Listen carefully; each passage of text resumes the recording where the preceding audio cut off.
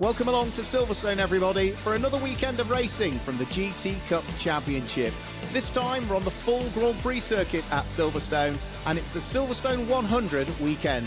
And we're away up towards Maggots and Beckett's now. And there's more damage. Matt Eddles gets right into the side of Tim Dockers. David Shaw with a decisive move up the inside of Charlotte Gilbert, sneaks the Porsche through, but over the start-finish line to win. Round 12 of the 2025 GT Cup Championship comes Darren Kell to claim the win.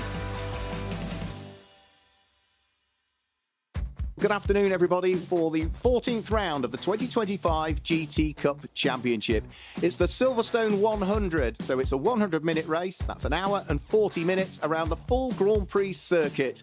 There's mandatory pit stops, there's driver changes, there's lots to look forward to. But before we look forward to the Silverstone 100, let's look back at what happened in yesterday's racing. So the cars made their way onto the grid, and when the lights went out again, it would be Darren Kell and Peter Ursig that lined up on the front row of the grid for round 14 of the championship. There was a late start in the race for Chris Valentine, whose cars had problems when they tried to get into the grid. He rejoined the race late and then had a spin on his first flying lap. There was a great fight going on for third place as well. David Shaw in the Porsche coming under intense pressure from the Group GTC leading car, Fraser Fenwick, who had a really good nibble to try and get through at Club, but he was on the outside line and it was really never going to work, so he had to tuck himself back behind the Porsche and then try and prevent the next two Lamborghinis from squeezing their way through. Didn't stop Fraser Fenwick though from having another little nibble at the Porsche. Late on in the race, they run up towards Stowe Corner. He moves one way, he moves the other. Again, the door is closed. He can't find his way through. And every time he tried it, of course, that was dropping him back into the clutches of the cars behind. There was a spin for Matt Eddles in the Group GTH Aston Martin. He skittered off into the gravel trap up there at Copse Corner. But the man who was charging his way from what was a lowly grid position, 13th on the grid, was Jared Weberski. Finally picked off Dominic Paul to pick up the place, and then ran wheel to wheel with Fraser Fenwick for the lead of Group GTC as they went through Club. The outside line at the first part of Club gives the inside line for the second part of Club, and Jared Weberski would squeeze his way through and pick up the lead in Group GTC. But it wasn't done there. Weberski looked one way, looked the other as they went up towards Stowe to try and get himself up to third overall, drew himself alongside David Shaw. As they went into the corner, there must have been just the lightest of touches between the pair of them. David Shaw spun through 360 degrees, was not collected by the next of the cars behind, and he would go to continue, but unfortunately would finish in 6th. But for Darren Kell, the race all went to plan. He led every single lap, he set the fastest lap, he'd built up a 12-second lead, and he was going to come through to claim his second win of the day here at Silverstone in round 14 of the 2025 GT Cup Championship. So Darren, day one of the Silverstone 100, 2 sprint races today, 2 race wins today. Yeah, good result, can't really complain about that. Started well with Poole in quali. Car felt really good, everything came together in the lap, and yeah, I'm starting to feel like I'm getting on top of the car and on top of the tyre and understanding how to drive it. So yeah, it all manifested in a nice quali, and then good position for the start of the race, and just get my head down, looked forward and just didn't look back really. That's day one done. It's a Silverstone 100 tomorrow where you're partnered back up with your son James, who's alongside you. Yeah, that'll be an interesting race, I'm sure, a lot longer, and we'll see what the weather brings, but hopefully we'll get, we will be up there at the front and going for the win. Again, just going to concentrate on having a good quality, and then looking to try and put the car in as good a position as I can to hand over to James for the second half of the race. James, we saw you out in the Donington 100 that opened up our 2025 season, and if tomorrow's race is half as good and half as close as Donington, we are in for an absolute belter. Yeah, Donington was a great race. Really enjoyed it, trying to catch Mark Smith in the paddock car.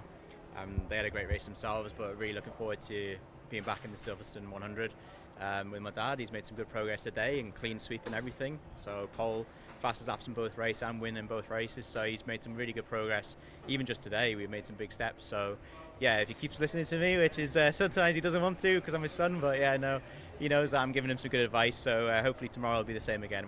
That's what we're aiming for. So yeah, we'll be looking forward to it. Does the Donington 100 feel as though it was the one that got away? Because I remember seeing you after you'd finished second by 8 1/1000ths of a second, and you were still smiling. You enjoyed that? Yeah, it was really good. It was like, I enjoyed the chase. I enjoyed trying to catch Mark at the end. And I kind of think it ended quite perfectly, to be honest, because I was really happy for Mark that he got his first win. We kind of proved a point with the car that we'd made some steps, and yeah, it was nice to just reel in that gap and see how close we were at the end. Obviously, I think if the finish line was just 3 feet further forward, we would have had the win, but it ended quite well, so I'm happy with it. There's no smart Mark Smith this weekend though, Darren, so Peter Ursig, is that the main focus as to where the competition will come from? Yeah, I mean, Peter and Marcus are very quick in the Audi, and of course the Porsche will also factor in the results. Both those guys are quick. I think the weather may play a factor as well, so we'll just have to wait and see. You told me yesterday you quite like the wet. Yes, I do enjoy it. So yeah, we'll see what the weather brings. But if it is raining, I'll not be too miserable. Well, brilliant job today. Good luck for tomorrow, guys, at the Silverstone 100. Thanks a lot. Thank you. Thanks. Charlotte, our reigning champion in GT Cup, returns for the first time in 2025 at Silverstone, and you claim a win straight away in Group GTC. Yeah, I wasn't sure because it's a really good grid for the GTC class anyway, and I just thought, well, if I can try and get on the podium, that'd be really good. And there was a bit of stuff going on. I know I was on the front of the row in the GTC class, and Mark Havers got ahead of me in the first corner, and then he made a mistake, and that gave me a bit of breathing room to take the lead for GTC. And I know I had Dominic Poole behind me, and I just thought, just concentrate on your own driving, don't look in the mirror, and just drive as hard as you can, and it was just enough to sort of get me for the win, really. But 9 months out of the car, you were in the car testing yesterday in changeable conditions, and it wouldn't appear there were any cobwebs that needed blowing away. No, I wasn't sure, because it was quite tricky, because we obviously went out on slicks and then it started raining and the track was wet and dry, and strangely I quite enjoyed it. I picked a good one to come back, haven't I? Because I've never done 50 minutes in a car before. Maybe it'll be better if it's raining, because maybe won't be so physical, but I'll see how I get on with 50 minutes. I mean, the longest I've really done is 29 minutes, half an hour. So I'll see how I get on with this for 50 minutes. I think I might end up just pacing myself. Well, you did the first sprint race. Fraser jumped on board for the second sprint race. Fraser, you were having a great fight. You were leading Group GTC, looking for third overall, and then just got unpicked by the sister car from Top Cats. Yeah, it was a great battle. I did enjoy it. We got caught with the wave from the GT3 car, so it kind of cooked the tyres a bit. But I did as much as I could, and Jared drove really well to get from where he was to win it. So hats off to him as well. He drove really well. 100-minute race, partnered up with the reigning champion. Must be looking forward to it. Looking forward to the race, partnering up with Charlotte. Obviously, not so much. I believe in her. She's been calling me all week, saying she's not feeling too confident, but I've got faith in her, and I think today proved that. Well, I know there's plenty of support for you here on track. Good luck and enjoy the Silverstone 100. Thank you. Thank you.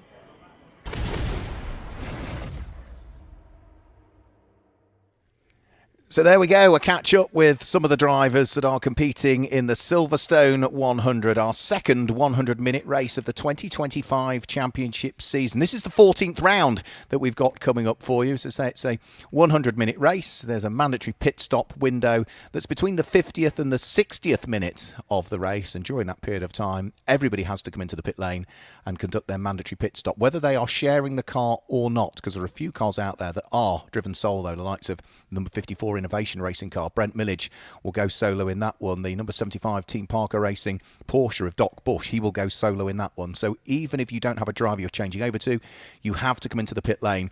And depending on whether you have a pro driver with you or a pro sporting driver sharing the car with you, that dictates how long you remain stationary. So in other words, we have got the car on pole position, Peter Ursig, sharing with the pro driver, Marcus Clutton. So because he's got a pro on board, he will stop for 180 seconds as a minimum period of time, plus any success seconds they'd have picked up.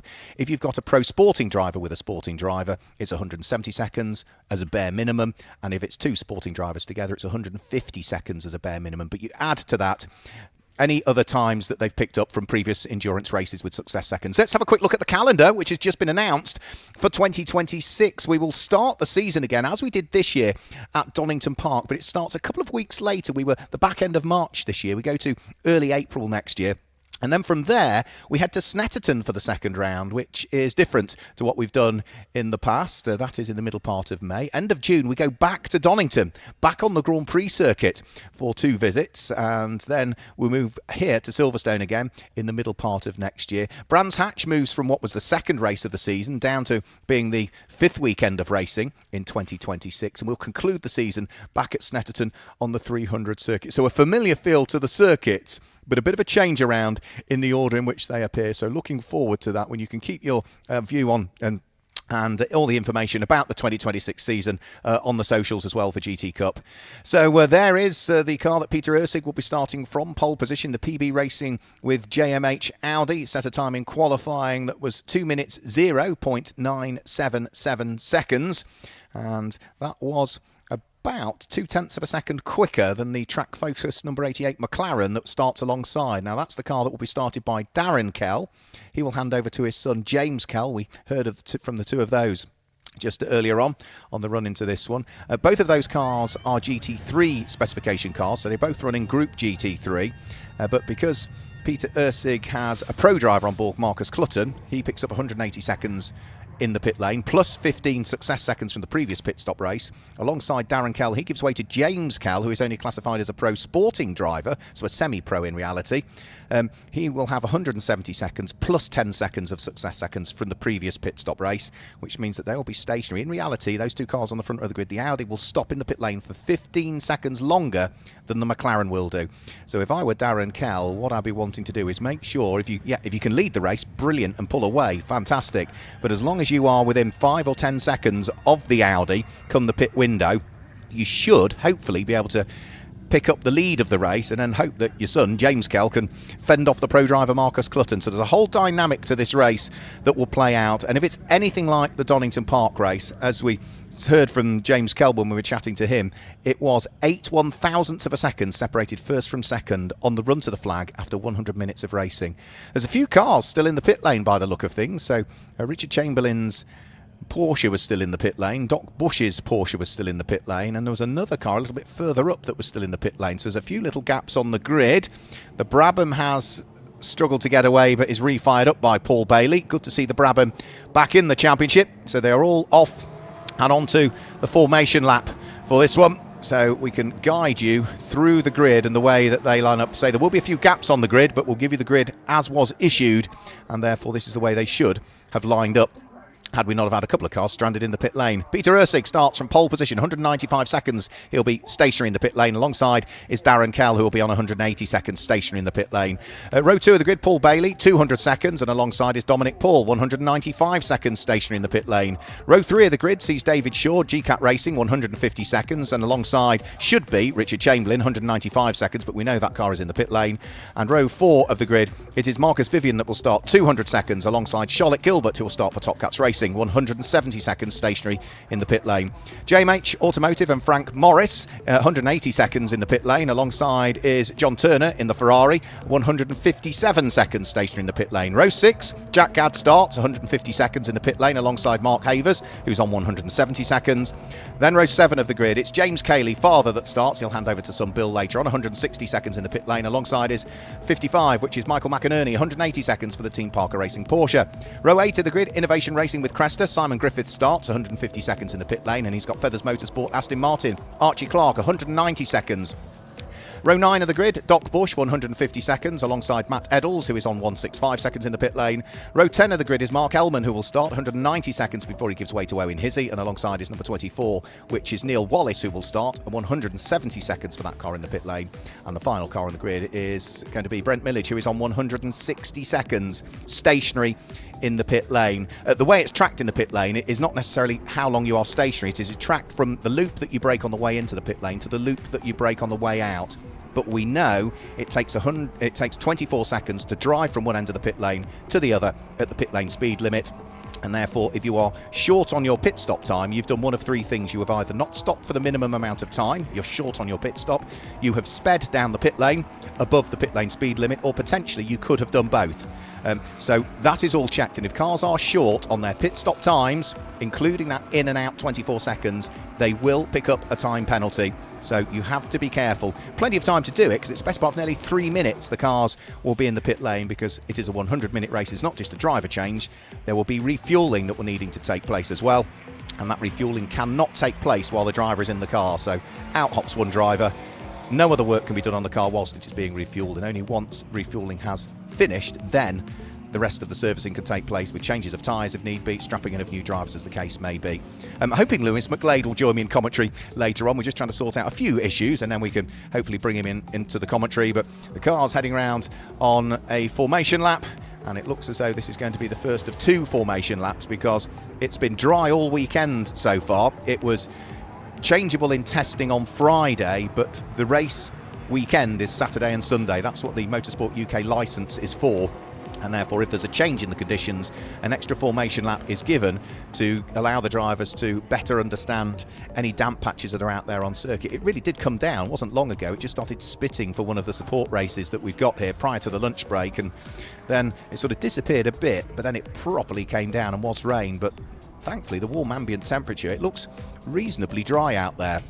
The grass, however, will still be rather damp. So then in terms of colours then, it's the orange and black Audi that sits there on the front row of the grid, the gold McLaren that sits alongside. Row 2 of the grid, it is the black and gold stripe down the centre, the Brabham BT62, which looks glorious, sounds absolutely fantastic, alongside the red and the day glow flashes on the Lamborghini Super Trevea of Dominic Paul, who rejoins the GT Cup after many, many years away. First weekend of racing in that Lamborghini, and he's been impressive. Row 3 of the grid, the all-carbon fibre Porsche from GCAT Racing of David Shaw, alongside what should be the orange Porsche of Richard Chamberlain. But he is in the pit lane, Doc Bush is in the pit lane, and the other car that's in the pit lane is John Turner at the wheel of the Lone Wolf Racing Ferrari 488 Evo. So those 3 cars will not take up their respective slots on the grid. However, the cars that are around them on the grid have to leave that gap there. You can't accelerate to fill in the gap that should have been occupied by another car. You have to hold station and therefore leave that gap where that car would have been, which isn't an easy thing to do on the rolling start, but most of these drivers have done plenty of rolling starts. They'll be more than used to it. So they're just working their way down the Lewis Hamilton straight. Still plenty of weaving being done. You can still see the odd little damp patch here and there, but Silverstone largely look dry, and they'll all be bolting on brand new sets of Pirelli tyres for this one. There is Paul Bailey. That's the car that will be looking to try and scoop up the win in Group GTO, ever more so with Richard Chamberlain's Porsche stricken in the pit lane at the moment.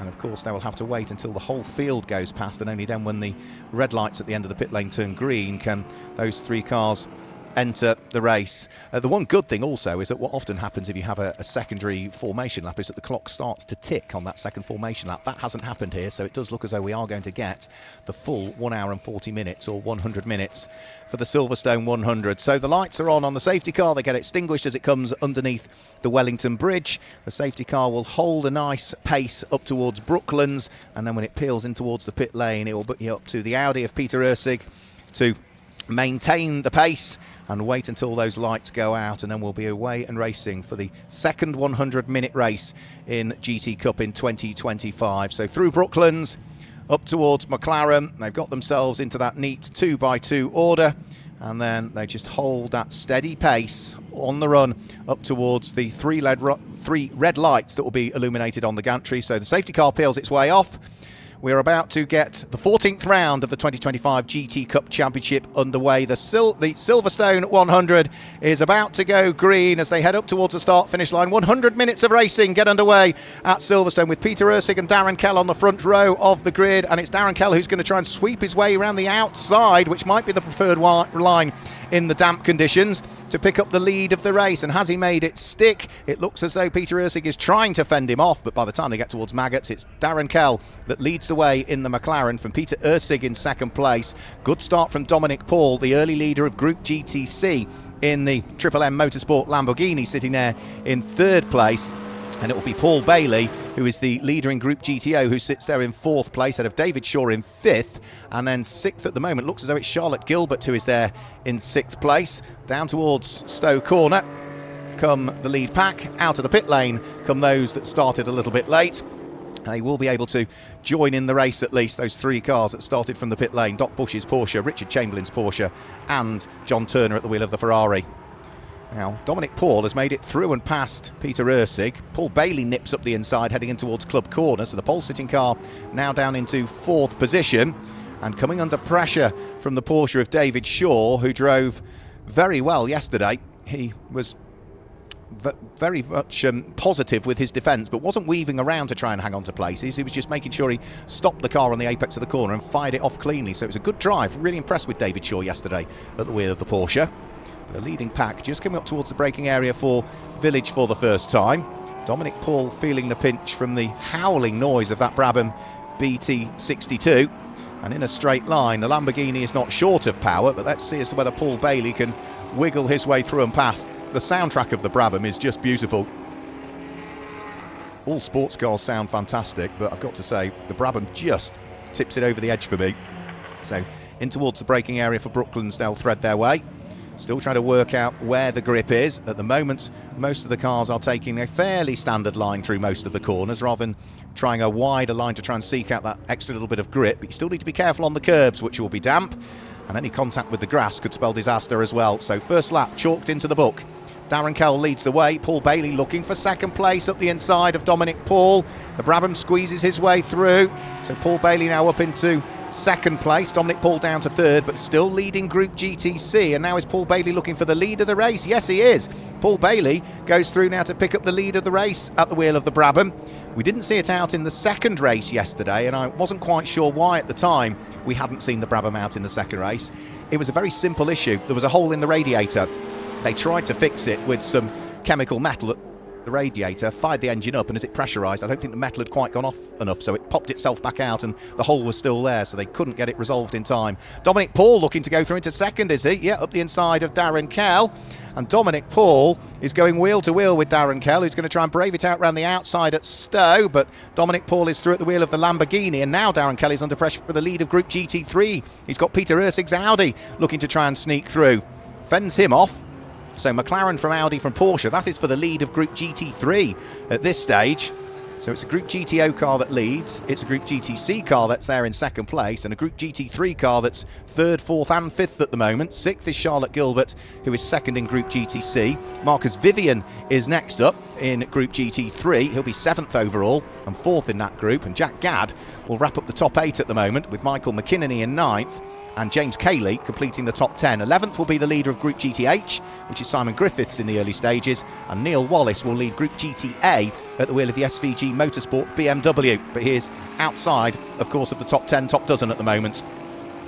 So since taking the lead of the race, Paul Bailey has certainly opened up the advantage. He was half a second up the road from those around at the... Sorry, he was in third coming over the start-finish line at the start of this lap. He's done Purple Sector 1, Purple Sector 2 and Purple Sector 3, so I think he's on for the fastest lap of the race, and that will include 2 overtakes as well, potentially. Yes, the conditions are drying out. Yes, drivers are getting more used to the circuit, but impressive stuff from Paul Bailey, who sets the first benchmark time in terms of fastest lap at a 2 minute 6.116, and including the overtake is now 2.4 seconds up the road from Dominic Paul in second place. Dominic will hand the car over to former British GT champion in the GT4 category, Will Tregurtha.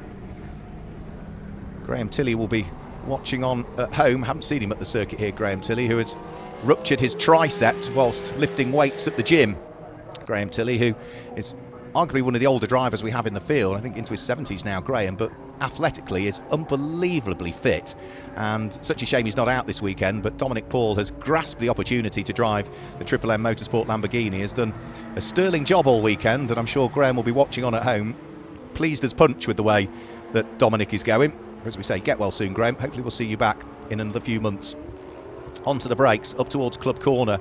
A wiggle from Darren Kell at the wheel of the McLaren as he heads onto the brakes and then starts to try and accelerate his way over the start-finish line, looking to see if he can cling on to the lead of Group GT3. That's the first 5 minutes of the race done, and now for the first time today we can bring in Lewis McGlade, who's alongside me. Lewis, thanks for joining me. Hello. Yeah, no, I thought 100 minutes of racing, might as well have a little gander as to what's going on, and an excellent start to the race. Some good battling we've seen so far, but that Brabham looks so fast, and yes, I agree, sounds and looks very cool indeed, right to the front of the field. 2.4 seconds clear now. Yeah, if you could bottle the sound, you'd have a gallon of it, wouldn't you, as a bare minimum. So Paul Bailey down towards the bottom of the Wellington Straight.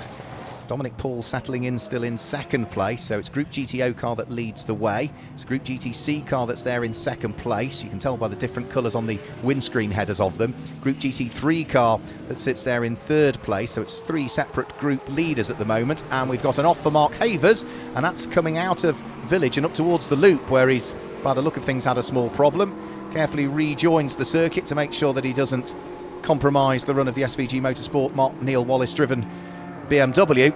And for Mark Havers, I'm afraid that's going to drop him down from what was 14th position. I think he's probably going to rejoin in something like 17th or 18th. Might just be able to get a quick replay here of something. You just see it in the background of the shot, can't you? So all on his own. Lewis just lost the tail end of the car. Yeah, probably tapped the curb coming in there, and that actually will potentially even go back into Village, the corner before, because if you overcook on the entry of Village, it puts you on such an awkward line going into the loop, and yeah, maybe just clobbering the curb and going for a bit of a spin.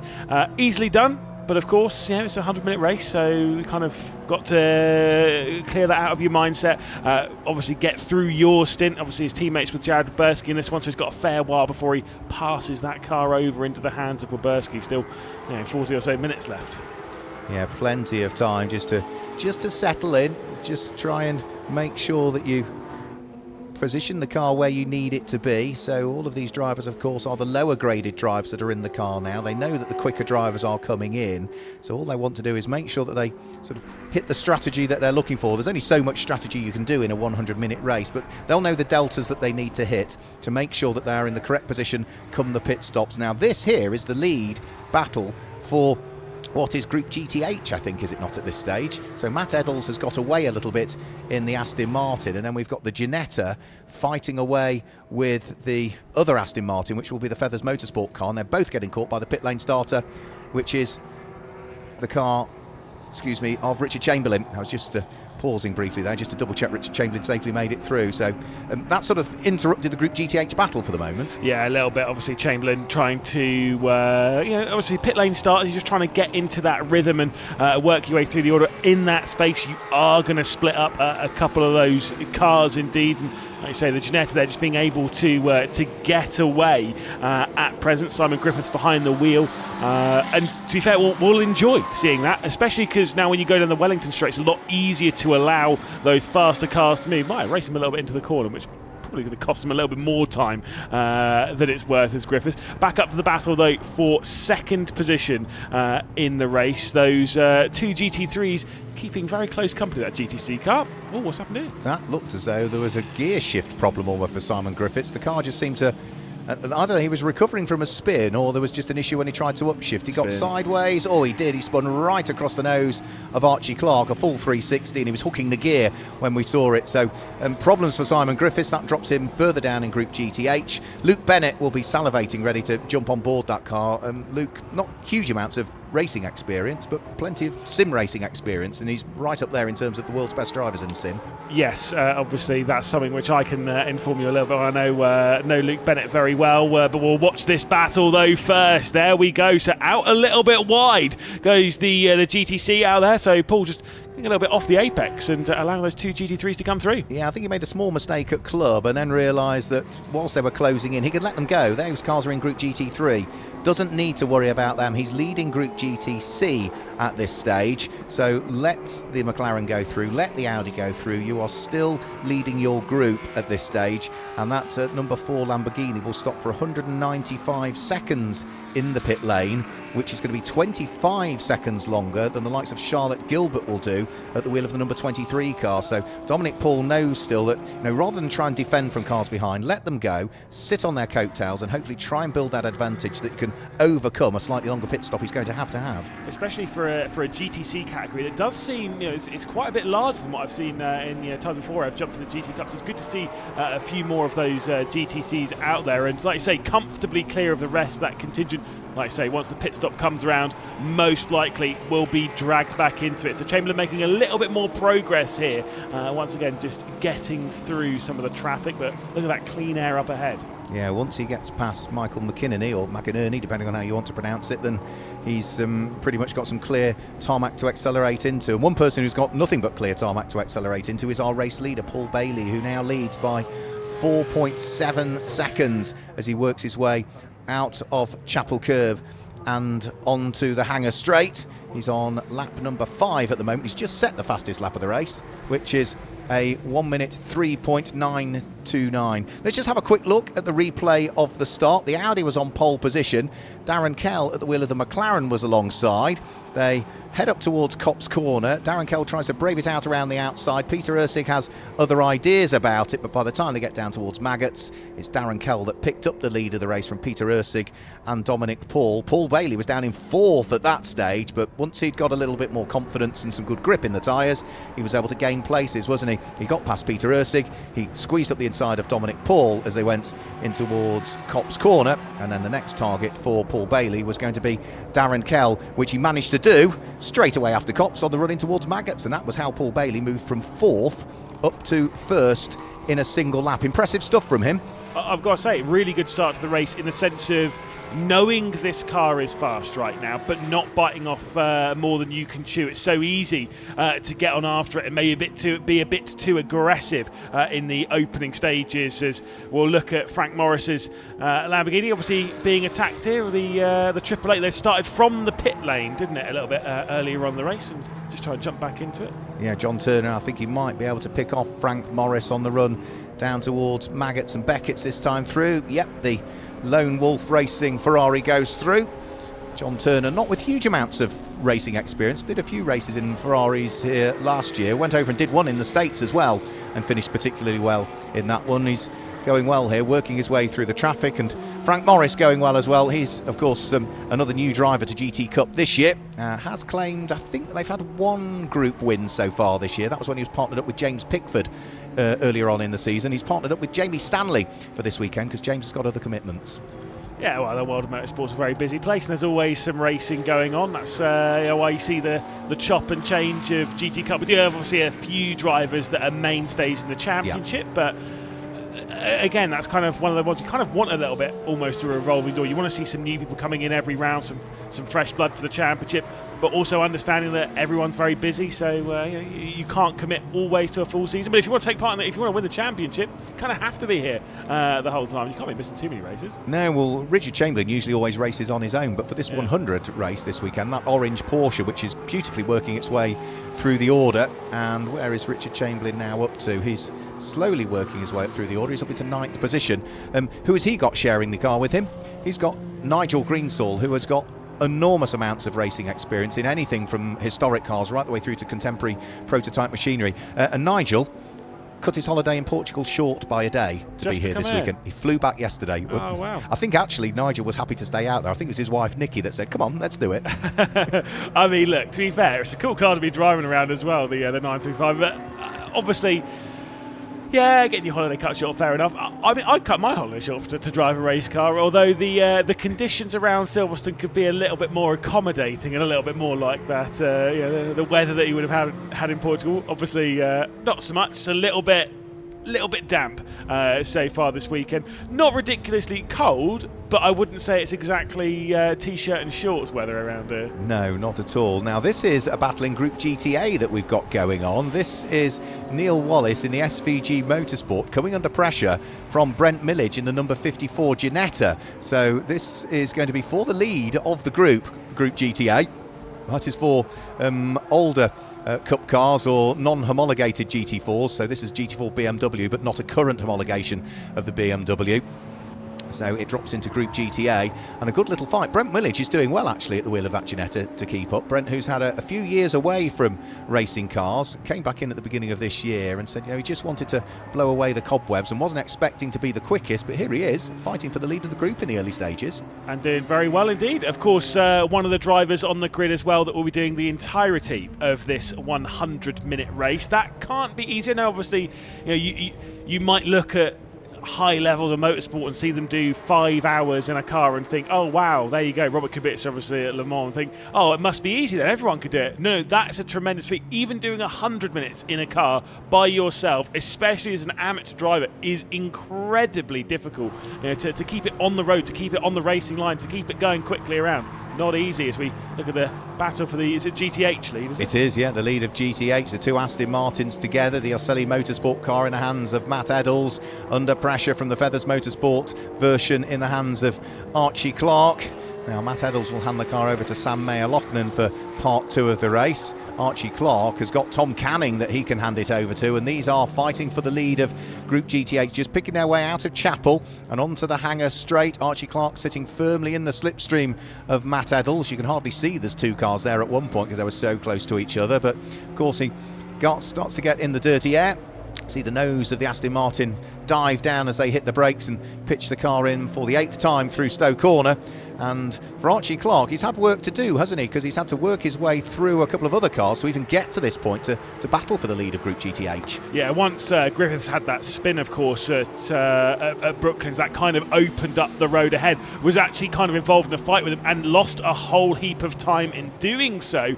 Since being given that clean air, has set some very impressive lap times to close down here on Eddles, whose last lap time was a 2:13.1. Clark was a second faster over the previous run, and it looks like it's going even fast now, but where's the opportunity to overtake? Here he goes, he's going to try around the outside at Village, but that doesn't quite work. He almost outbraked himself there, so brake as late as you can for the loop, try and get the undercut on the exit, but again I think he's just a little bit too far away from Matt Eddles, so he uses all of the curb but no more.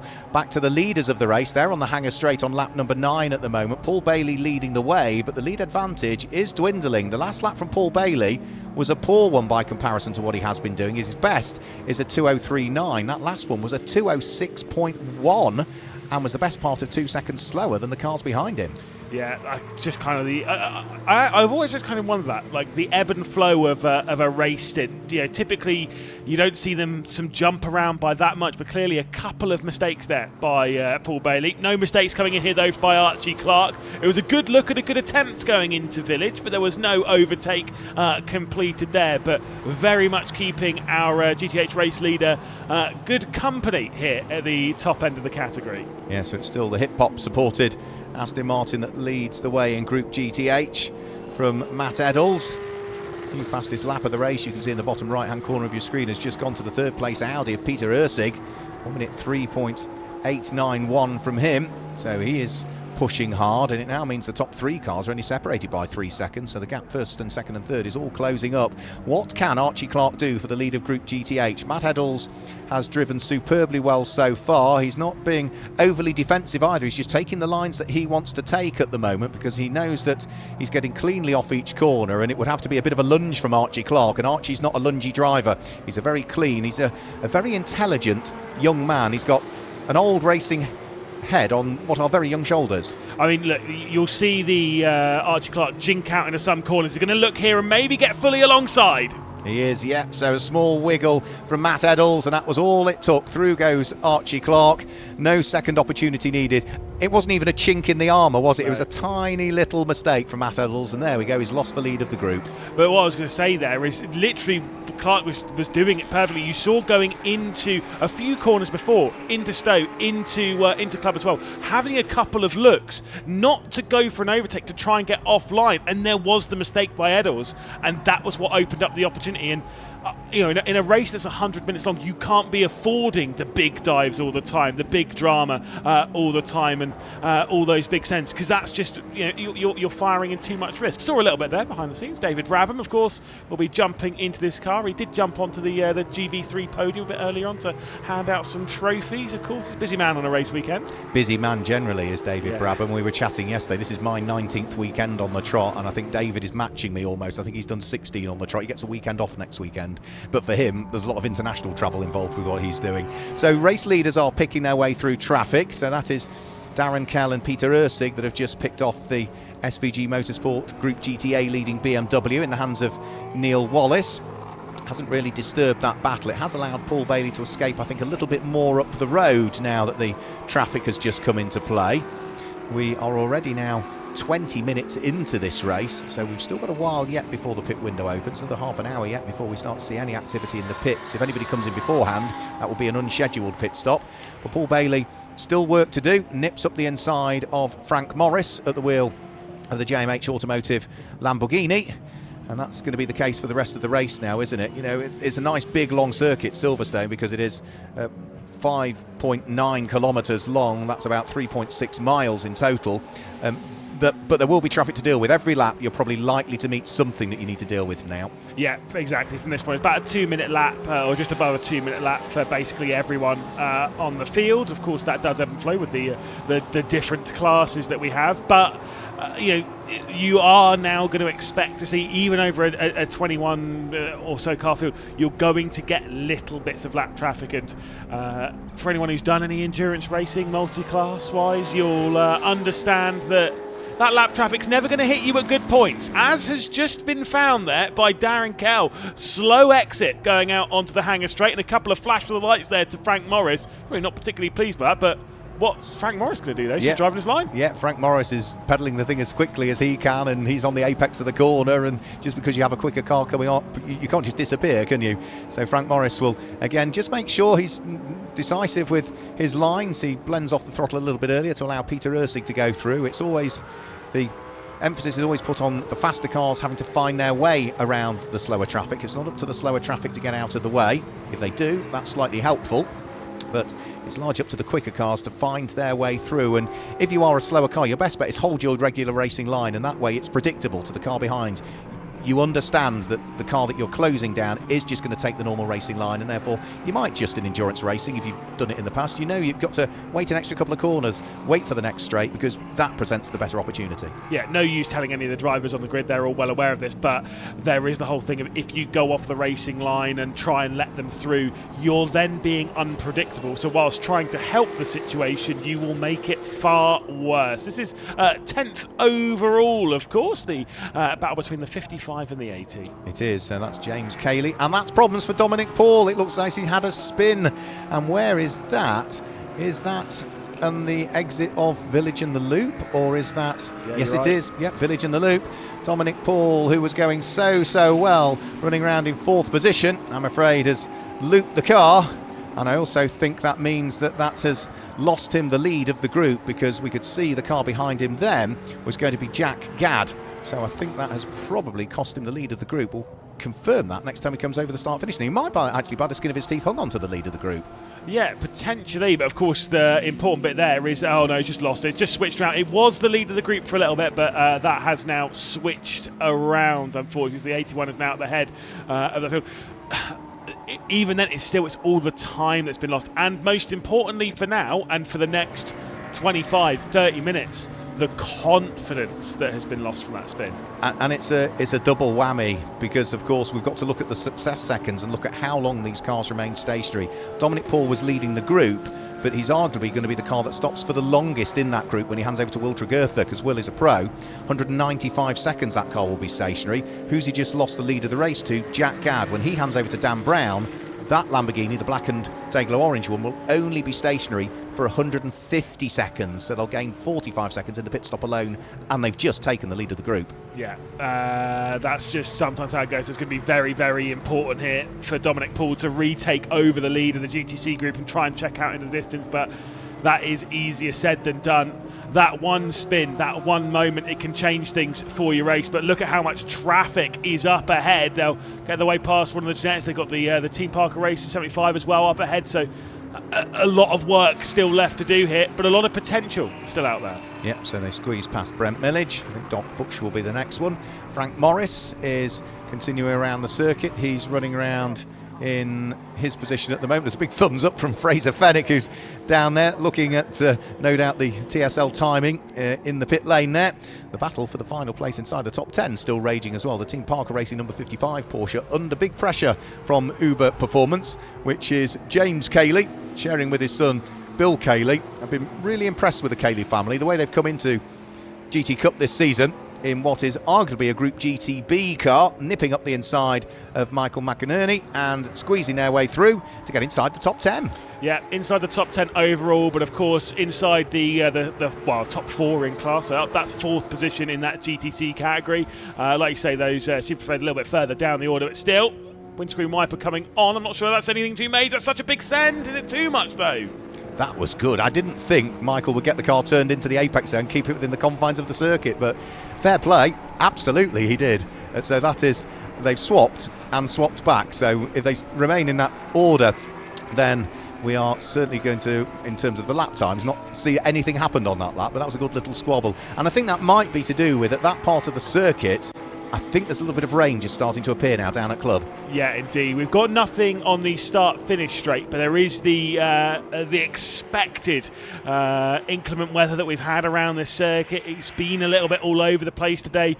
The rain's never been particularly insanely heavy today. We've had a couple of spells, but it's just those light sprinkles all over the circuit that cause its fair share of drama. And like I say, windscreen wipers going on, that's one thing.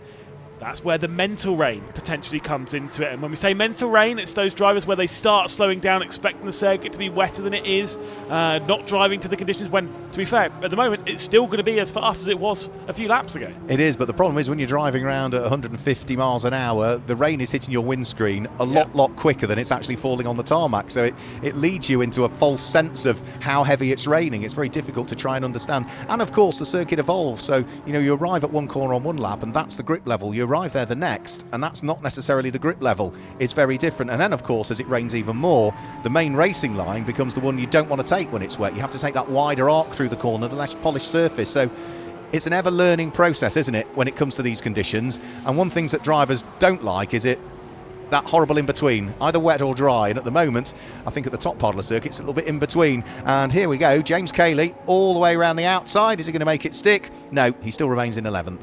But then, once again, a very good look. Once again, another look into Stowe, another attempt into Stowe. Probably not going to be quite as aggressive as the return was, going down into Abbey from Michael McInerney. But it was such a big attempt. I'm still baffled that car stayed on the racetrack. I cannot get over that. Such a big send going down to this part of the race circuit, but part of me does believe that might be a little bit of confidence. One of these cars has the windscreen wiper on, the other one doesn't. Is that telling mentally that maybe one of them's thinking it's wetter than it is? Absolutely, and we just saw then James Cayley have a big wiggle as he clonked the curbs coming out of Club. Paul Bailey, our race leader, back to him. He's still working his way through the traffic, and he still needs to be fairly effective with these overtakes because he's only 2.8 seconds up the road from the car that sits in second place, which is Darren Kell. So he's just coming up to lap Mark Ellman now at the wheel of the SVG Motorsport Ginetta. Sneaks up the inside of that car heading through Abbey. That's a brave part of the circuit to do it. And now with his windscreen wiper going, and all the other cars in that part of the circuit with their windscreen wipers going, I think the rain must be blowing in from that direction, Lewis, because on our side of the track, it's not too bad at the moment. It's where it was earlier. It definitely comes in from the club section. So it comes in that way, hits Stowe, goes over the middle of the circuit. It takes quite a while for it to get to this part of the track, but importantly, when it comes to the overall lead here, Paul Bailey is being closed down on by Darren Cow, and that battle at the moment for the GT3 lead. Of course, Ertig not too far behind either. They've been getting closer and closer to the 28-hour race leader, and you can see there that McLaren is getting very close. Of course, I know most of that is through traffic, but still it is getting faster as they work their way past Griffiths. Yeah, so the Brabham is a rocket ship in a straight line. Probably doesn't quite have the same amount of developed aero as a GT3 car, particularly the McLaren, which is the Evo specification McLaren. You can tell it's an Evo spec because of the 2 front dive planes in either corner, whereas the original car only had the single dive plane. There's lots of other changes to the Evo spec McLaren, but visually that's the easiest way to work out whether it's an Evo spec or not. And for Paul Bailey, he'll also be conscious that this Brabham has been, well, unreliable is I think the correct term to use, because it has been quite troublesome. So what he'll want, Paul Bailey, is just have a solid weekend in the car. It's about 50 horsepower down on what they think it was doing last year, but it's still putting out 650 brake horsepower, that car. And it still sounds great, and it looks great as well. And at the moment, half an hour into this race, it is still leading this race as we begin to close in on those pit stops. They're not too far away now for our drivers before they'll have that reprieve jump out. Although, to be fair, it's probably at this part of the stint when you start thinking as a driver, like, no, I wish I could keep going. I wish I could stay in the car for another 60 minutes. Yeah, it's not too warm, is it? Too uncomfortable. Some of the cars will have air conditioning in them. Not all race cars have air conditioning in, but some of them will do. So it might be a reasonable environment in there. But when you're concentrating, when conditions are changing, you want to stay in the zone, don't you? And just keep pressing on. So for someone like Brent Millage and Doc Bush, they've got no choice. They've got no driver to hand over to. 100 minutes of driving takes a lot of concentration in these cars around Silverstone. I've done it for like a 2 hour and 10 minute stint, but it was in something far smaller, far less powerful. Is that a C1? It was. It was. I don't think you can quite do a 2 minute 8. But we did have 99 cars on the grid, so there was always a lot of traffic. Oh dear. And how was the aircon in that car? Yeah, non-existent. Yeah, right. I'm sure it wasn't. No. That's racing at the end of the day. I guess you get in the car as soon as you're in the zone, you love it, and you can see that lead now has gone very much under a second here. Darren Kell knocking right at the door for that overall lead. But how much of a fight does Paul Bailey put up for this one? I don't know. I don't know. I mean, Paul is hugely competitive. He wants to win. But if he can't win the race overall, he will more than want to just focus on the fact that he is still leading Group GTO. He will know that Richard Chamberlain is second in Group GTO but is in 8th position, and that was from a pit lane start. But he'll also be well aware that Richard Chamberlain has got Nigel Greenstall taking over, and that car will certainly come alive ever more in part 2 of the race as the pros jump on board. Of course, Paul Bailey, who has he got? Le Mans winner, ex-Formula 1 driver, David Brabham to take over his car for part 2 of the race. And the important thing, at least looking at that, the GTO before this potential battle goes on, for Chamberlain, the last lap time was a 2:09.4. For Paul Bailey, it was a 2:06.3. Whether that pace will keep up in differential later in the race, we'll have to wait and see. But you're absolutely right. Obviously, Chamberlain starting from the pit lane up to 8th positions, really a very solid start to the race. Obviously, we'll have to wait and see how the next part unfolds. But right now, without a mistake and without drama, it does seem as though the 28's in a solid position, at least in the GTO category. But let's be honest, you want to win overall, come on. You do, yeah, but he's given half a second away on the previous lap to Darren Kell, who matched the lap time of Peter Ursig behind. So the McLaren and the Audi are lapping at similar pace, but they are lapping at a quicker pace than the race-leading Brabham, which turns its way now for the 16th time of asking through Abbey and Farm Curve up towards the braking area for Village. Having dealt with a raft of traffic over the last few laps, there's now fairly clear tarmac for this leading trio to start to get their teeth into. And now as they thread their way out of the loop and up towards Aintree Corner, the difficult thing for the GT3 cars is they might be better through the twiddly parts because of the more developed aero, but that Brabham is quick in a straight line. Yeah, it seems rapid. As soon as they leave, here comes the move to the inside. Ursig having a look at the moment on Darren Kell. It was a look more than anything else. Of course, not fully committing to the full send at the moment. But again, these top 3 are extremely close as they leave Luffield. Once again, I'm sure that Brabham will take off a little bit into the distance. So I guess for the 2 in GT3 here, for Darren Kell and for Ursig, it's just waiting until the pit stops, until that pesky Brabham gets out of the way. Yes, and for Darren Kell, this isn't bad that he's leading Group GT3, because he's going to be stopping for 15 seconds less than the Audi that sits behind him at this stage. And yes, you could argue that James Kell is a pro sporting driver and therefore won't be as quick as Marcus Clutton, who's a pro and is going to jump on board the Audi, but calling James Kell a pro sporting, I think almost does him a disservice. He is indecently quick. Yeah, James Kell. I've watched him race quite a few times. I know he's a pretty potent character behind the wheel, and so I suspect that that's not really going to be a pace issue. One thing that might be a problem as we head back to Griffiths in the number 30 and the number 99 there, Mark Ellman, of course, at the moment doing battle a little bit further down the order. I was going to say the Audi R8 there for Ursig does have one of the rear wing end plates falling off. It's not going to make any major things to speed, but it's something to keep noted. It's there for a reason, isn't it? And that's Brent Millage, and that is on the Hamilton straight where the car is slowing, and Brent is doing the sensible thing of pulling the car straight off behind the barriers, so I think that could potentially be our first retirement. Only saw the tail end of it, but for a car to be slow on the Hamilton straight, that tends to suggest it was a mechanical issue rather than the fact that he'd sort of had a spin or anything like that coming out of club, because that was a long way up the road from anything at club. Yeah, definitely not a spin unless something had happened coming at club, and it's just not slow recovery, but recovering from the actual spin and just maybe dealing with some of the technical gremlins from that. But no, you're absolutely right. I'm pretty sure that is some mechanical issue in the car that's happened that's then lost all the speed there, and unfortunately one of our solo drivers then out of the race. It is Paul Bailey with the busy section again. Matt Eddles in the Aston Martin he deals with. Darren Kell squeezes through. Peter Ursig squeezes his way through as well. So that's the next little bit of traffic that's been dealt with. But there's more traffic up the road, which is Archie Clark, who is the Group GTH leading car. And Archie will probably get caught just after Copse Corner, I would have thought. Now, Paul Bailey's going to try and nip up the inside at Copse, but Archie Clark takes his usual racing line through that section of the circuit. So with 64 minutes to go, they head on to lap number 18, weaving their way through traffic once more. Paul Bailey still continues to lead. He leads Group GTO. In second place is Darren Kell, who still continues to lead Group GT3. And again, not by much though. That's the thing. Less than half a second. Look at how close that Audi R8 is. Again, a slow exit here coming in from Darren Kell. Will it be fast enough to keep Ursig at bay as they go out of the hangar straight? Yes, it certainly will be. Managed to get the final part of that right, getting their way past the GTH leader and off into distance. But that's the thing, is you take all these gambles, but every now and then that's not going to go right. Like you're going to get held up that little too much from traffic, and Ursig's going to pounce. If any opportunity presents itself, he'll absolutely be there. Our Group GTC leader, Jack Gadd, is just about to try and place a lap on Frank Thomas.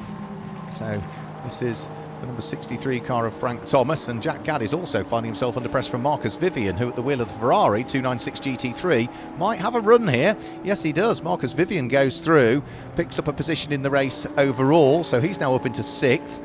Jack Gadd drops down in the black and Dayglow green Lamborghini Huracan into 7th place, but still continues to lead Group GTC. There's Brent Millage out of the car, so chatting to the marshals, driver who first started racing in things like Caterhams, but previously, a bit like Doc Bush, was a motorcycle racer.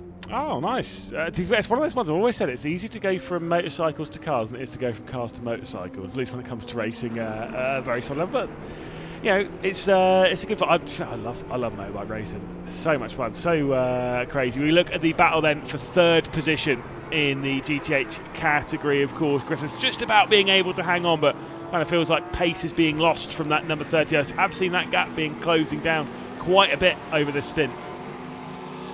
Yeah, that's going to be for 3rd and 4th, isn't it, in Group GTH? So the final spot on the Group GTH podium, and Mark Ellman drawing himself alongside Simon Griffiths. They've also got traffic trying to weave its way past them, which is going to be David Shaw's GCAT Racing Porsche. They arrive at Brooklands pretty much together, with Simon Griffiths still hanging on to 3rd in Group GTH. David Shaw picks off Mark Ellman. Round the outside he'll have to go if he wants to try and pick off Simon Griffiths, and needs to be careful he doesn't run wide coming out of the corner there and touch the grass, but he's past those two Ginettas, and he can now concentrate his efforts on trying to progress in what is 4th place at the moment for the Porsches, and let those two Ginettas continue to squabble over what is 14th and 15th overall. But as we say, that is 3rd and 4th in Group GTH.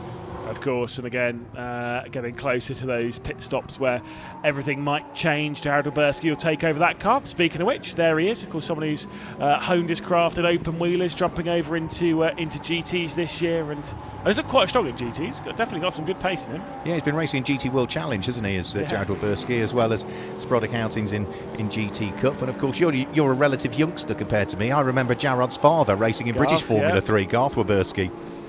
Yeah, no, I'm a youngster in that sense. It's fine. We're not going to talk about the years of experience we were talking about earlier on. Goss was a yellow car with DAW, still the same sponsorship from the family firm written down the side of it. Which, to be fair, is actually what Darren's looked like. We're trying to mimic that in GB3. Obviously, again, a very good driver, and clearly there's some good racing heritage in that family and in that bloodline. Once again, first, second, and third in this race. Still close, but no switches. I don't think anyone's too panicked. Paul Bailey, was that a mistake there from Paul Bailey going in towards Brooklands? It was. I think there was a very small mistake there, and that has now allowed Darren Kell to get absolutely on him again. It looks as though it's damper at that part of the circuit than where we are again, and that's only at Brooklands, which is only a few hundred metres away. So for the lead of the race, it's still Brabham BT 62 from McLaren 720S GT3 Evo, from Audi R8 GT3. So that's the order at the moment in terms of manufacturers, which means it's Paul Bailey from Darren Kell from Peter Ursig at this stage, and there's still traffic to deal with. The Team Parker Racing number 55 Porsche of Michael McInerney is picked off, who has a big squirrely moment right in front of the second and third place cars. He takes to the run-off tarmac and is careful as he rejoins behind them. And that'll be music to the ears of the two GT3s there, seeing that car jump out of the way. Maybe this is the chance, but again, that Brabham BT 62 is so fast in a straight line, it will comfortably keep those two GT3s at bay as they'll navigate the Porsche there. But, I was more expecting a switch between the 88 of Darren Kell and the 9 of Ursig. Yeah, I was keeping my eye on James Cayley there, who was waving at the cars, so he was well aware of what was going on and pointing the direction he wanted them to go. Is this Peter Ursig's opportunity? Yes, it is. Nips up the inside, heading in towards Club Corner, and the Audi is finally back up and ahead of the McLaren. Well, the only time it was ahead of the McLaren was the very early stages of the race, the first, quarter of a lap really, wasn't it, through Copse Corner and down towards Maggots, and Peter Ursig finally gets himself back ahead of Darren Kell. I mean, it was a great battle going down into Maggots Beckers Chapel there on the opening lap of the race, but Ursig dropping back behind. Now we'll get to see how fast the Audi R8 is, as to whether there's an opportunity for it to retake over the race lead. That rear wing end plate, I've seen it in that angle. I know some people might be watching being a little bit concerned by it. I've seen it in that angle for probably about 30-40 minutes in this race now, and the rear wings do shake around quite a lot. You can actually see that from the low down angles they go down into Maggots Beckers Chapel. They shake around a lot. If that if that end plate hasn't fallen off now, it probably won't fall off at the end of the race. Let's just have another quick look at the overtake. Heading down in towards the club chicane, Peter Ursig seizes the opportunity. Darren Kell was about to commit to the corner and must have looked in his mirror or in the rear view camera system that most of these cars would have, and you could see he just altered his steering input to make sure there was no contact, because there is still a long way to go in this race. We are not quite at the halfway point yet. In 8 minutes time the pit window will open, so there's still another 4 laps or so of racing at the earliest before we see anybody dive in towards the pit lane, and we've still got 3 cars squabbling away for the lead of the race. Paul Bailey still leading in the Brabham from Peter Ursig's Audi, in second place from Darren Kell, who's there in third position. I'm not sure how concerned Darren Kell might be that he's lost a place to the Audi, because he still knows in 8 minutes time he's going to be stopping for 15 seconds less than the Audi that's ahead of him. Yeah, so the race lead will be retaken, so at least there is that, but that just means that all you need to do then, all the goal is just to keep up for the next 7 or so minutes. One note, by the way, from race control, 5 seconds has been added to the race time of the 55. Of course, McInerney behind the wheel of that 55. We've seen those Porsches battle quite a lot. That's for track clinic excursion, so that would have been as soon as he cut over at Beckett's, that basically penalty was a slam dunk from that point. Yeah, Michael will be familiar with that penalty, because I think one hand was handed in his general direction yesterday, if memory serves me correctly. So this race still going well, I would say, for the car that's in third place, because we mentioned that Peter Ursig will stop for 15 seconds longer than the third place McLaren. Well, the leading Brabham, which might not be leading for much longer as Peter Ursig dives up the inside and Darren Kell tries to squeeze his way through. 2 places lost for Paul Bailey. So I was about to say the Brabham will stop for 20 seconds shorter than the McLaren, but the McLaren now is ahead of it. So Paul Bailey losing 2 places. Will that worry him? No, he is still leading Group GTO. Yeah, that's the important bit, and you can see there on the left-hand side of the screen on the tower, the green checks next to the names. Of course, Richard Chamberlain down in 8th position, but importantly, 1 minute and 17 seconds behind Paul Bailey in the 28. Obviously, that'll drop down now to 3rd position. So for the GTO lead, it's not that bad really at all, but again, I say you want to win overall. If it's to gain 10th position overall, it's not that deep as long as you're winning in your class. But winning overall, there's a little bit something else to it. But I will say, as soon as Bailey made that mistake, he did kind of seem to sidestep a touch. Yeah, absolutely. Yeah, he didn't put up too much of a fight. Peter Ursig was there, and he didn't put up too much of a fight to try and stop Darren Kell from coming through. The other thing that in 5 minutes and 30 seconds time, potentially we could see the first pit stop. So that's driver duty done for these people here. But remember, this is the first time in GT Cup we've had these longer races. It's only the second time that all of the teams and the mechanics in the pit lane will have had to have refueled these cars and carry out tyre stops. So they're under pressure as well to get it right. 100%. As much as there's a time limit and there's quite a lot, you quite rightly pointed out, well, we'll go with this. Here we go. We've got an engine blowout there, unfortunately for Dominic Poole. We have. That is an enormous shame for Dominic, who'd been going so well all weekend, but a huge cloud of smoke from the back of the Triple M Motorsport Lamborghini, and that tells you everything you need to know. He's trying to get the car as far as he can out of harm's way down pit lane, but I think he's going to lose motive power before he gets there, which means the marshals have got to very quickly try and push that car out of harm's way and get it totally out of harm's way before the pit window opens. Let's just have a quick look. Accelerates his way out. Oh, it doesn't sound very good, does it? Doesn't sound very good at all, that. And that looks like an expensive repair bill, doesn't it? Yeah, unfortunately the GTC leader, like you say, you can hear it really there. I'm assuming you can see quite a bit of fire coming out the rear end of that exhaust. I wonder if the problem would have been going into Brooklands and then just had no power, because it was quite slow in Luffield as well. So there is a marshal on the far side there just trying to push his car out. Of course, they want to get it out of the way in the next 4 or so minutes so we can head into the pit lane, but of course still got to be safe about it. Yep, so Wildrig Earther will not get the opportunity to drive that car. Marshall's working hard to just make sure that he's pushed out of harm's way. It's a bit of a shove from there, really, because it's right on the entrance to pit lane. It's quite a long entry to the pit lane, so a good 100 metres or so to try and get that car totally out of harm's way. And they've got about 4 minutes in which to do it, because that's the point at which the pit window will open. So Peter Ursig leading the way from Darren Kell. Now, Paul Bailey now has dropped 4.6 seconds adrift of them. He's now lapping 5 seconds slower than he was doing at the fastest point of the race. Yeah, I did wonder if there's maybe some tyre, like maybe it's burnt out its tyres, something like, because obviously it's not cornering as fast as those GT3s. It's got fast straight line speed, but I wonder if there might be some technical gremlin coming into that car. Is it tyres? Didn't seem like it was straight line speed earlier, which is why I was leaning it being maybe more so tyres. There is the car though. Maybe he's just looking after it. I don't know. Few question marks over this Brabham BT62. It certainly sounds glorious still, but as you say, the lap times will tell you that maybe he's just nursing it, or maybe it's a heavy old car, so could well be. I think it's about 1,100 kilos. I think the car, even though it's carbon fibre. First section's right. Big old lump in the engine, because I think it's a Coyote-based engine. I think that's in it. So maybe it's just not quite as kind on his tyres as the GT3s.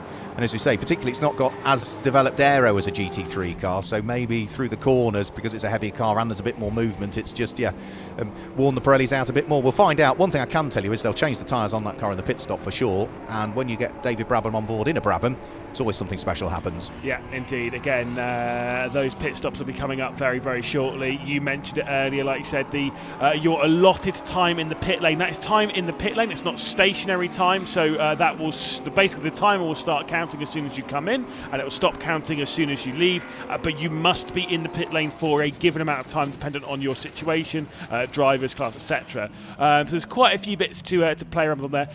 But as you said, when they do the refueling on these cars, the driver must be out and nothing else can be happening to the car. It can only be refueling. Absolutely. So you have the refueler who is doing that job, and the only other person that's allowed around the car at that stage is another member of the team with a fire bottle in hand, with the pin pulled out and full flameproof overalls on and face protected with visor down and things, just in case there were any sort of ignition under refueling conditions. Those are the only two things that could do. Everybody else has to be back behind the line. Only once refueling is completed, then can you go to work changing the tyres. And even that, you then restrict the amount of people that can work on the time on the car at any one point in the pit stop. And if you go over that by an extra person touching the car inadvertently, you've broken the rules. Yeah, and race control will see it. Well, Richard Chamberlain is into the pit lane. Before the window. Yeah, so this will not count as the mandatory stop, but I'm not sure that's particularly the main problem here, the way that he's getting out of that car. Yeah, I think Nigel Greensall might have been able to have that extra day in Portugal after all. So Richard Chamberlain out of the car, and such a shame because that car is one of the fan favourites. It's one of the special cars. It's always nice to see out, but it is a very unique car because you can't just pick up parts for that particular car. Richard Chamberlain and the team engineer from billets of aluminium and billets of metal most of the parts for that car. And I respect that so much. I remember that. I can't remember whether there was any damage going into it, but I remember last year, might have been the year before, it ended up in a gravel trap in Donington Park. I remember I was heartbroken at that point because again, you look at a car like that and you know that car is only on circuit because of the hard work and dedication of a lot of, well, I say a lot of people, of people behind the scene, a lot of work there. It's insane how much it takes to put those cars on. Either way, we'll have a battle for the race lead as Ursig will defend from Kell. Here we go. The pit window's about to open as well because we get to the 50-minute mark of the race. So we're at the halfway point of the 100 minutes. And are we going to see anybody dive for the pit lane on this particular lap? Peter Ursig and Darren Kell exit and both dive for the pit lane. I'm not surprised. So Peter Ursig about to hand over to pro driver Marcus Clutton. Darren Kell about to hand over to Sun, but pro sporting driver James Kell. The pit stops are on. So yeah, I think pit lane might be quite busy here, as I think a few will come into the pit lane. Do remember though, is a big pit lane here. It's very, very long here, but of course the GT Cup garages are the ones further down. So where you've got that Silverstone banner up there, it's all the garages this side of it, so the close side of it. All these garages at the end of pit lane that basically belong to GT Cup this weekend. So there we go, number 88 comes to a halt. Darren Kell about to hop out of the McLaren. You can see the fuel ready to go into it. The door will have to close, and then once the door is fully closed, just a slight delay there.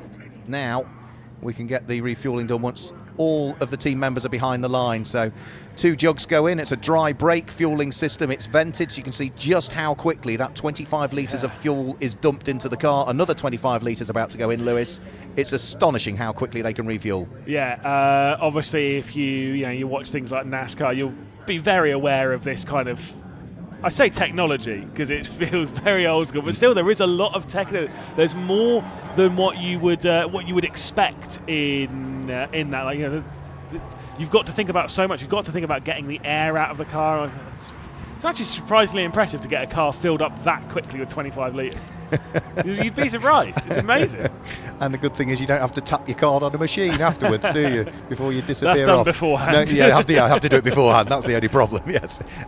So Jack Gadd still continuing round. He, of course, is going to climb up the order now that we've had a raft of cars pit. So Peter Ursig, Darren Kell, Paul Bailey, David Shaw, Marcus Vivian, James Cayley, Archie Clark, Michael McKinney, Matt Eddles, Simon Griffiths, Mark Ellman, Mark Havers, Richard Chamberlain came in just before the pit stops, but Neil Wallace and also John Turner all came into the pit lane on that lap. So there are very few cars out there at the moment, and it's a bit like the M25 on a Friday afternoon, isn't it, there in the pit lane? But all the cars parking at 45 degrees, and they're pushed back by the teams once they've completed their stops. Yeah, indeed. So Silverstone basically becomes fairly quiet at this point.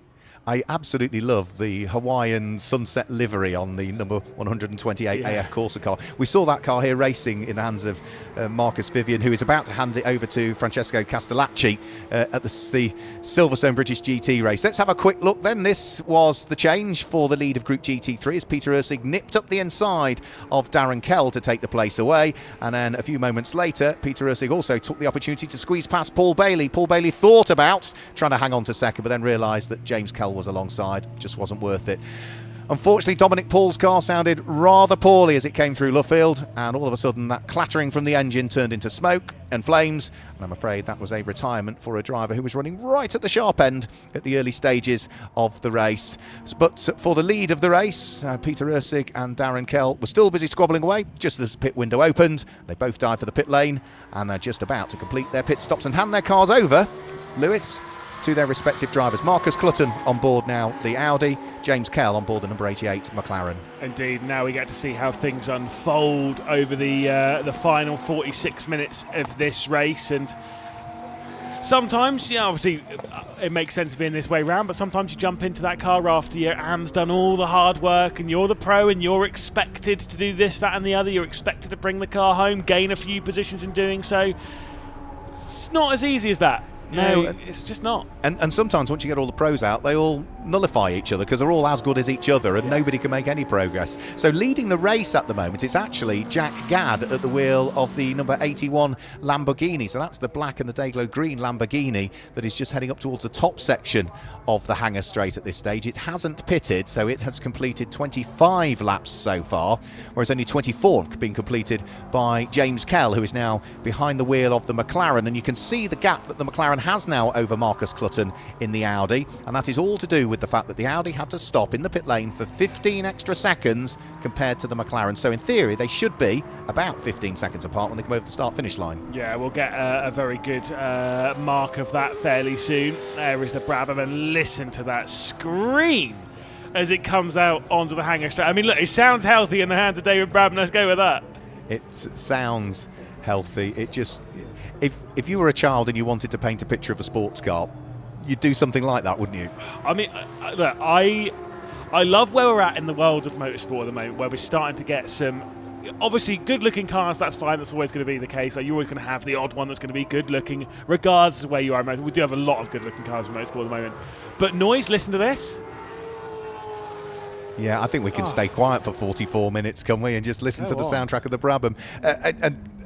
And yes, of course, motorsport still needs to think about the environment and make sure that it's sustainable and everything else as well. But for me, if all cars were electric powered in the future, it would all be very boring motorsport. Can we move towards synthetic fuels and keep things noisy? That is my dream. If something like Formula One either have some synthetic fuels and let's get some V10s back. The Valkyrie, the V12. I mean, come on. And what fuel does the Brabham run?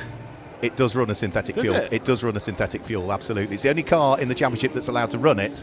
It does run a synthetic fuel. So this is Frank Thomas giving way to Jamie Stanley. Once the clock has ticked down, then that car will be pushed back by JMH Automotive. In comes the race leading car as well, which is Jack Gadd, who is about to hand the car over to Dan Brown for part 2 of the race. So I think that now means that every car has pitted, other than Charlotte Gilbert, the number 23 Top Cats Racing Lamborghini, will pick up the lead of the race because it hasn't pitted as yet. Yeah, indeed. Obviously, we'll see Fenwick behind the wheel, who we did see on broadcast a little bit earlier on, looking at timing, and maybe even the broadcast as well. We'll say, by the way, there was another 5-second time penalty added, so it'll be 10 seconds in total for the number 55 Team Parker Racing car at the moment. Of course, McInerney, who was behind the wheel, picking up another 5-second time penalty for track limit excursions. Of course, Phil Keen's now behind the wheel of that car. You can see it there. But another 5-second time penalty. So 10 seconds to be added to this race after the checkered flag falls. Yeah, it's such a shame for Michael McInerney and Phil Keen, who has only just taken over that car. Phil, who was briefly a factory Lamborghini racer, races in British GT. In GT4 nowadays, he's one of the most successful drivers in British GT in terms of overall race wins, just eclipsed recently by Johnny Adam. But in terms of total wins, if you include across all of the classes, Phil Keen has had more wins in classes in British GT than any driver, but has never, amazingly, been the champion. Also raced at things like Daytona 24-hour, did Phil Keen. So he's a very, very special driver. We've now also got Tom Canning on board the Feathers Motorsport number 82 Aston Martin. And Tom is, I think he's 21, 22 years of age now, Tom, which means he's still a young driver. But I remember him when he first raced a GT4. He was 16 years of age, was Tom Canning. Makes me feel old. Oh yeah, it makes me feel a lot of things. A little bit of deep-seated hatred in there, just. I agree. Someone who's talented, that's fine. I'll just sit here in the commentary booth. It's much easier up here anyway. But that's fine. Look, honestly, again, it just shows again the quality of driver out there on this field, and the strength, regardless of class as well. You get it up and down the order. There we go, Marcus Clutton. Look at the body language of that Audi, as Marcus Clutton is so aggressive with the curbs, but is equally as much totally under control at the wheel of the Audi. Fastest lap of the race came in last time through from James Kell at the wheel of the McLaren. 1 minute 59.888. That car at the moment sits there in what will be the lead of the race next time through, because we were talking about Jack Gadd coming into the pits to hand over to Dan Brown. Charlotte Gilbert has now come into the pit lane to hand the car over to Fraser Fenwick, so it will be the number 88 McLaren that will pick up the lead of the race, whilst these two cars are just finishing off their pit stops. Yeah, I can see the two Super Trofeos there. The one that we're looking at there, that's the one that Charlotte Gilbert's just jumped out of, so Fraser Fenwick behind the wheel. But of course the car on the left is effectively a whole lap ahead on the pit stop there. I noticed that Brent Millage's car has found its way back into the pit lane area, so as to whether he might be allowed to venture back out if they can get the car fixed, I'm not entirely sure whether the regulations allow that. We could be on for another new fastest lap of the race this time through, because I'm just keeping an eye on the sector times of the currently what will be 4th place at the end of this lap. David Brabham, driven Brabham. Purple sector 1, not too slow through sector 2. David Brabham could be on for a fastest lap at the end of this lap. Yeah, sector 1 was where I was seeing it earlier. It does seem like that car's pretty rapid in the opening sector, which kind of makes sense as that run out onto the hangar straight. As much as you've got Maggotts, Beckers and Chapel, it doesn't seem as though that's the major problem for the car. With it being heavy and maybe not as aerodynamically tuned, it's the slower speed stuff, so that going through village and loop where that car seems to struggle a little bit more. But it should mean that it should be all right in the final sector when it goes down the Wellington straight. But we'll have to wait and see as to whether David Brabham's fast enough to set the fastest lap of the race. I'm sure he is, personally. It was a good first sector, but the other two haven't quite come together. There's Greg Caton, who's now on board the car that David Shaw has been doing good things with. So that's the GCAT Racing number 27 Porsche. It's been carbon black all year, really, just bare carbon on the car. Of course, last year when the car was out there, it was sort of white and blue in terms of its livery. I'm not sure I like the black. When you look at it on the screen, I love the black. When you get up close to it, you can see it's just naked carbon fibre. Francesco Castellacci going beautifully well at the wheel of the Ferrari 296 GT3, and if memory serves me correctly, this is the first time we've had a 296 race with us in GT Cup, so nice to see the GT3 variant out. Yeah, I was going to say, I have seen a few 296. Obviously, that would be, we had one in a couple in British GT as well last year and stuff. But I was going to say, I don't recall seeing one in GT Cup at any time. I really like the 296. It's kind of a controversial topic for in the GT3 side of things, with it, the way it's been built and the way that, for example, you repair it. Some people do like it, some people don't, because it's people lean to it being more so closer to a prototype rather than it being a GT3-esque car. I'm hearing, you can see on the cameras, and I'm also hearing there is rain starting to appear again down at Abbey. Yeah, we got some outside. Yeah, so here it comes over the start-finish line. So just as they've conducted their pit stops and they put them back onto slick tyres, it starts to rain. They'll be keeping their fingers crossed it doesn't deteriorate too much. We're looking at Doc Bush at the moment, who at the wheel of his almost Martini-esque liveried Porsche, the Antipodean, is working his way through Maggotts and Beckett's. Archie Clark has handed the car over to Tom Canning. That's the Aston Martin that weaves his way through and past. Where is Doc Bush running at the moment? He's running 6th in Group GTC, is Doc. So he is well used to doing longer races, Doc, because I mentioned earlier on he was a former motorcycle racer. What I didn't mention was it was the endurance races on two wheels that Doc was involved with for a good number of years. That's got 12 and 24-hour races. Yeah, on a bike. Yeah, doing those kind of stints. That's physical. I've seen a few lengthy bike races. Of course, they do the one around Le Mans Bugatti. Obviously, you've got Suzuka's probably one of the main ones that a lot of people talk about. Just brutal.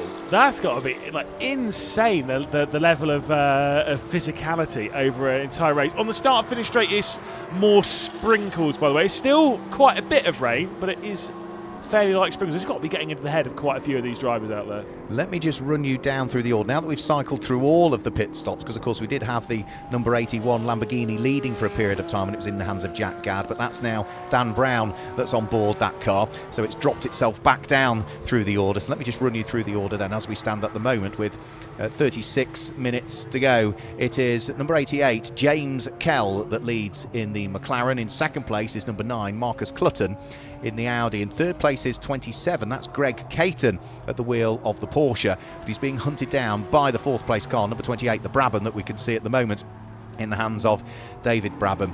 4th place at the moment, it's suggesting that is the number 23 car of Charlotte Gilbert, who's now handed that car over to Fraser Fenwick, but that still might be just finishing off the pit stop cycle for that car. Next up is 128, which is going to be the car of Francesco Castellacci, the Ferrari. 7th place is Dan Brown in the number 81 Lamborghini. 8th place is going to be Bill Cayley in the Porsche. 9th place, but with time penalties to be added, is the number 55 Porsche, now in the hands of Phil Keane. And wrapping up the top 10 will be the leader of Group GTH now, won't it? Tom Canning in the Aston Martin. Yeah, indeed, who is a fair, 20-odd seconds clear of Luke Bennett, who's now behind the wheel, the eSports World Cup champion, most valuable player and all that.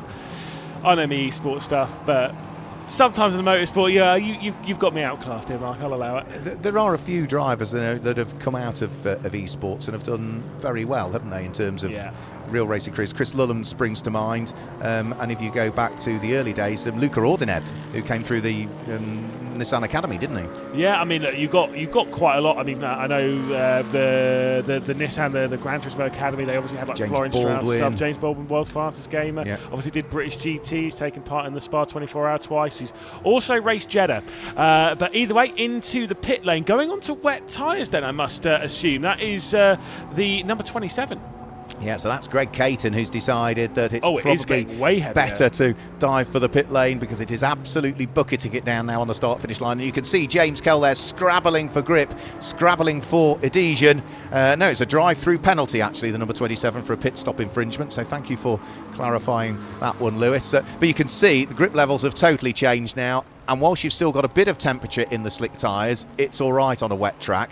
But once it starts to get really wet, which it is now, you lose all that temperature, you are dancing on a knife edge. Yeah, no, as much as we say, yes, the 27 has come in, it was a pit stop infringement, so clearly not fitting the right amount of time when it comes to pit stop, or maybe something else, incorrect procedure. Either way, I can tell you, it's definitely getting wet enough out there where potential wet tyres might need to be used. Here on the start-finish straight, it is really coming down now. It really is, and any small mistake at all in these tricky conditions can have big consequences. Look at it, you can see spray even on wet tyres. You can see the spray down the end of the Wellington Straight. The number 77 will need to dive for a pit lane infringement as well and work its way into the pits, is the information I'm receiving, but I can't see who that be. I think it might have to be the 27. 27, right, yeah, okay. So is that another one on top of the previous one? No, I believe it's the same one. Right. I will double check. No, it's just so yes, no, it's 27, so that's the one that has just been served. Right, okay, so whilst the conditions deteriorate out there on circuit, let's go down to the pit lane, albeit a rather soggy pit lane. So Peter Essig, pole position this morning, now got yourself back to the lead, and now the battle's on again with the Kells. How's it been for you so far? Yeah, it's been a good day, really. I think we made a good progress from yesterday. It's lovely to put it on pole. I didn't have a radio while qualifying, so I didn't know until I got in. So the start didn't quite go to plan. I think Darren did a bit of a wall death from the outside and a bit of off-track take. But, we got him back in the end. So Marcus is in now for some wets. So, I think it's all to play for. Really just goes to see if Marcus can catch the Kells now. So, I guess experience is just growing and growing, isn't it, for you? Yeah, we've been running this car now for 3 years. The Pirellis are new to us, so learning those it's been a bit of a difficulty. But but ultimately it's going the right direction, so we're happy with that. Brilliant. Okay, best of luck with the rest of the race. Thank you, Peter.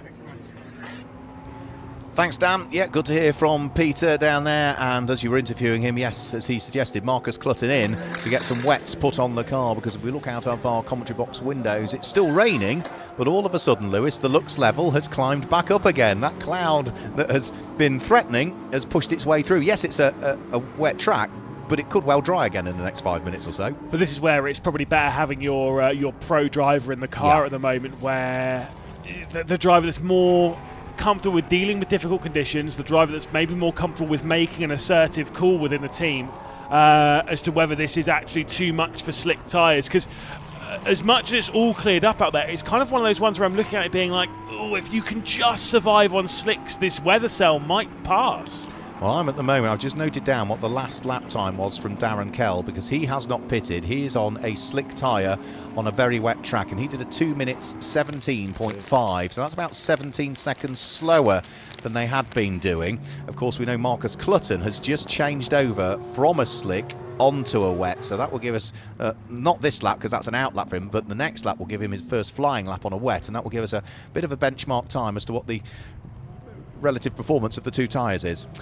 Also another one for Race Control to have thrown out there, the number 80, the Uber GT performance car, has just been given a stop and go penalty for a short pit stop. So Race Control throwing out a few penalties. The thing is, as much as I'm looking out the window here being like, oh, it's maybe lightening up around here, you can tell looking down here into Stowe, yeah, I want to be on wet tyres. That car is on wet tyres. It is, yeah, and it looks absolutely planted, doesn't it, in the hands of Marcus Clutton, whereas when you look at James Kell's McLaren, it's really tiptoeing around the circuit, isn't it? So James Kell last lap, remember I said he did a 2 minutes 17, it's definitely got worse out there, because the last lap from James Kell was a 2 minutes 27, and he opted to come into the pits at the end of it, so he's another one that's now decided you can't do it on a slick, it now has to be a wet.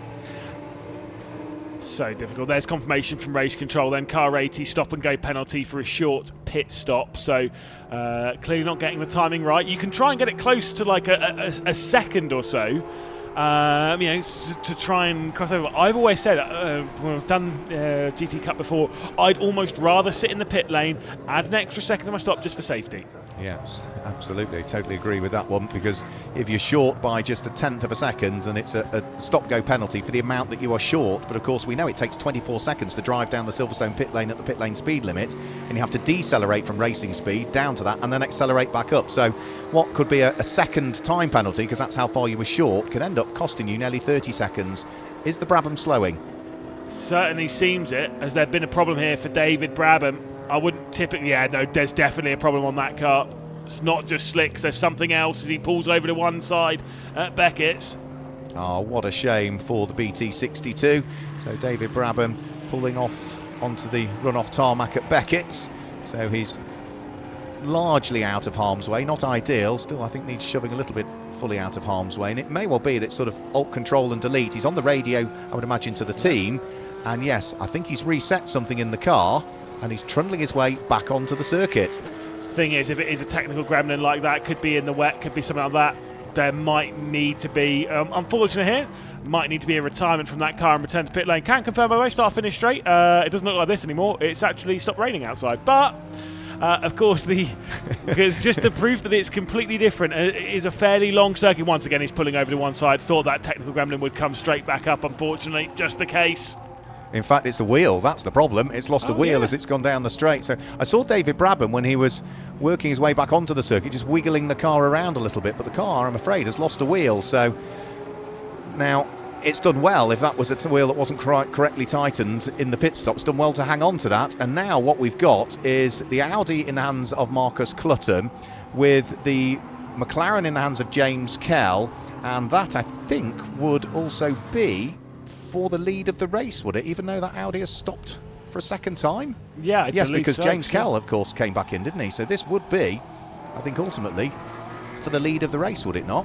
I do believe so. We'll see how that one unfolds, see if there was actually any intervention of safety car as well, with there being a loose wheel and a car stationary in a braking zone going down into Stowe. Of course, it's something for Race Control. They'll be keeping a very close eye on that and keeping a watching brief. More cars into pit lane. I can hear having trundled down. Obviously, more cars looking for wet tyres. I don't think we've seen any of the GTH in. There's confirmation safety car has been deployed. Yep, so the safety car is out because of that loose wheel, which was not bouncing around. It sort of rolled its way off the car, but was very close to the edge of the circuit. And of course, David Brabham's car, as you indicated, is absolutely in a braking zone, and one of the high-speed braking zones as well, from where you're at pretty much top speed at the end of the Hanger Straight into Stowe. And whilst Stowe is a very quick corner, you still need to lose a chunk of speed to get in there, particularly in these wet conditions. So safety car out, that's going to bunch them all up. It's certainly going to make it interesting for the final 27 minutes of this race when we get things back underway, because as we saw, we've got the Audi and the McLaren together, but actually leading the race is Greg Caton at the wheel of the Porsche, I think, at this stage. So let's just have a quick look. So here's the Brabham. You can see David Brabham have a wiggle going in towards Beckett's. The car sort of starts to falter a little bit as though it's some sort of mechanical gremlin, and then he brings the car off the circuit and onto the tarmac, and then it almost looked as though he was maybe doing an alt control and delete and resetting some of the systems, because just the way he parked the car, he got it going again, he moved around and wiggled, but here you go, look at that rear wheel, here it comes off the car, parts company with it, the wheel overtakes the Brabham, bounces into the wall. David Brabham's lucky that the wheel doesn't come back in and damage the car. He pulls the car off the circuit. Just look where the wheel goes. It starts to trundle its way back towards the tarmac, and a wheel of that size is a dangerous thing, isn't it? And they're quite heavy as well, and yeah, it's very, very bizarre, because typically, so normally if you see a wheel fall off of a race car, it's normally straight after the pit lane. Yep. It's not been tightened correctly. Thankfully the wheel did get over to the wall and was stopped, because obviously you don't want it just constantly rolling around and ending up somewhere else, so thankfully it was stopped there. But yeah, so typically it's straight after the pit stop, that's when it'll fall off. That does happen every now and then. It shouldn't, but it does. That was not that. That car had done quite a few laps, so yes, it might not have been tightened up 110%, it might be like 99.999, and it's just slowly unraveling itself. But even that is really unlikely. I don't fully know what would have happened there. No, and very unusual. And yeah, because he must have done 3, 4, 5 laps, I would have thought. And during that period of time, set some pretty impressive lap times as well. So safety car has scooped up. Daniel Brown is the first car that's behind the safety car, so that's the car that's in 7th place at the moment. So there's a chunk of waving by that's needing to be done. The race leader is actually the 3rd car in the train, the number 27 car in the hands of Greg Caton, who has jumped into the car for the first time really this weekend. He was eligible to race in the sprint races with us yesterday, but it was David Shaw that did both of the sprint races. And for Greg Caton and David Shaw, so far this year, they have taken 1 race win, and that was actually in a pit stop race. That was on the Saturday pit stop race at Brands Hatch. They took an overall win. That is their only overall win so far in the 2025 GT Cup Championship season. Oh, I really should remember that. I was there and I commentated on it. I wasn't there. I was travelling down from Alton Park, wasn't I? That's the one. That's the only one I missed. Oh dear. No, I distinctly remember. Yes. We'll have to wait and see. At least you were honest. Yeah. Look, I'll happily throw myself under the bus. Don't worry about it. Oh dear. So what we are going to be in for is a fantastic battle, because now that the cars have been waved through, those front 3 cars are going to be fighting for the lead of the race. They're all GT3 cars, so it's a GT3 Porsche, a GT3 Audi, a GT3 McLaren, and that's for the lead of the race. Yeah, indeed. And like you say, all gaps are zeroed. Everyone's ready to race. It'll be 20 minutes. So it will end up being a sprint race, basically. The rain stopped on the start-finish straight. Whether it has all the way around the circuit, we'll have to wait and see on this lap. Obviously, the circuit's still going to be quite damp, so wet tyres will still be probably the ideal tyre to be on for the next 24 minutes. Curious to see who has and who hasn't stopped. The GTH lead, I did see that Eddles came into the pit lane for about 3rd position in the GTH category. I didn't see anyone else in the pit lane though in that GTH category, so I'm not sure as to what tyre they're presently running on. What we do know is it's still very damp out there, but it wasn't quite as damp as it is now when Darren Kell got out of the McLaren. He's down there in the pit lane. Darren Kell, what a manic race so far this has been, but how has it been from your side? Frenetic, I would say, was the word. Yeah, lots of action in the first half in my stint. It was a bit damp at the start, managed our way through that, and then, as is the way here, the gods of Silverstone have given us a curveball and an extra shower just when we didn't want it. So unfortunately our particular stop for rain tyres wasn't perfect and lost us a bit of time, lost us the lead unfortunately. So we'll see how it plays out now. Obviously there's a safety car. We've got now a drying track by the looks of it. Typical, isn't it? Yeah, it is just a throw of the dice unfortunately. So one option might have been to stay on slicks, but that would have been a huge gamble, especially under the safety car. So probably the right call was to go for the wets. But now looking at the weather, I think it's going to be an interesting sprint at the end once the safety car clears. I will let you get back to watching it intensely, no doubt. Yeah. Best of luck. Thank you. Good to hear from Darren Kell there. Good insight into what the conditions are like, and yes, the Silverstone gods. a lot of circuits have little microclimates, but Silverstone seems to be one of those that has its own very unique microclimate. I've commentated on a lot of races around here, a lot of very bizarre races. Probably the most bizarre was earlier today, but that's fine. It is one of those circuits which, again, it is quite wide. As much as it's quite a long track, there is quite a significant difference between the start finish straight and then the back end of the circuit, and with that you do get different weather. And then when you account for which country it's in, this one, you do tend to get a bit of oddity when it comes to weather, and it's kind of what makes some of the racing around here so exciting and why it's been such a staple in the world of motorsport. So we're still in the process of recovering the Brabham from down there at the end of the Hanger Straight. You can see the wheel off to the right hand side of it. You were talking about cars that hadn't pitted. So at the moment, the number 23 Fraser Fenwick driven car, that came in the hands of Charlotte Gilbert. That was the last car to pit. I don't think the weather was so inclement at that stage that they would have been inclined to put that onto wets. I think they probably still got the slicks on. The number 81 car of Jack Gadd was also penultimate car to pit when Dan Brown took over. I think that's another car at the moment that's probably on slicks. And we also believe the top 3 in Group GTH, because of when they pitted, which was quite early on in the window, we think all of those are on slick tyres at the moment. And if you look at the track, the rain has now largely passed. It's still damp out there. The slicks aren't going to be up to temperature if you're on them. But if you can keep working them hard under this safety car and just tread gingerly for the first few laps, the race might come back to you with 20 minutes to go. Yeah, the 95 in the GTH category that's currently 4th in that category did come into the pit lane not long before the safety car. So that would have been for wet tyres. But you're absolutely right, it might not be the right call to be on wets right now. It could be the better call to be on slicks, especially as each lap under safety car goes on. You know, the rain's not happening right now. The track's slowly being dry, but you're losing that temperature. You're losing the potential window for the wet tyres. However, still on the 63 here, they are getting some wet tyres ready. Yep, they are. So they're going to pop that one onto wets, and off come the slicks. I think that's interesting. The whole, I mean, I genuinely have no idea the way that this race is going to pan out. If you are the likes of Greg Caton, Marcus Clutton, James Kell, you will be able to drive round on your wet tyres fairly quickly straight away, but as the track dries you're going to struggle. But what we are going to see is, if the track does start to dry, those cars on wets are going to have no choice but to keep diving offline, try and pick up the wet parts of the time. I can try and cool those Pirellis down, because once the tread blocks start to move around, the tyre starts to overheat. Now the thing is, in that GT3 category, the one that sees the 4 cars, 1st, 2nd, 3rd and 5th, I believe all 4 of those cars have been into the pit lane and are on wet tyres. They've all pitted twice. So as much as 4th place there, like you say, Fraser Fenwick behind the wheel at the moment, that is on slicks. We would take a good guess because they've only pitted once.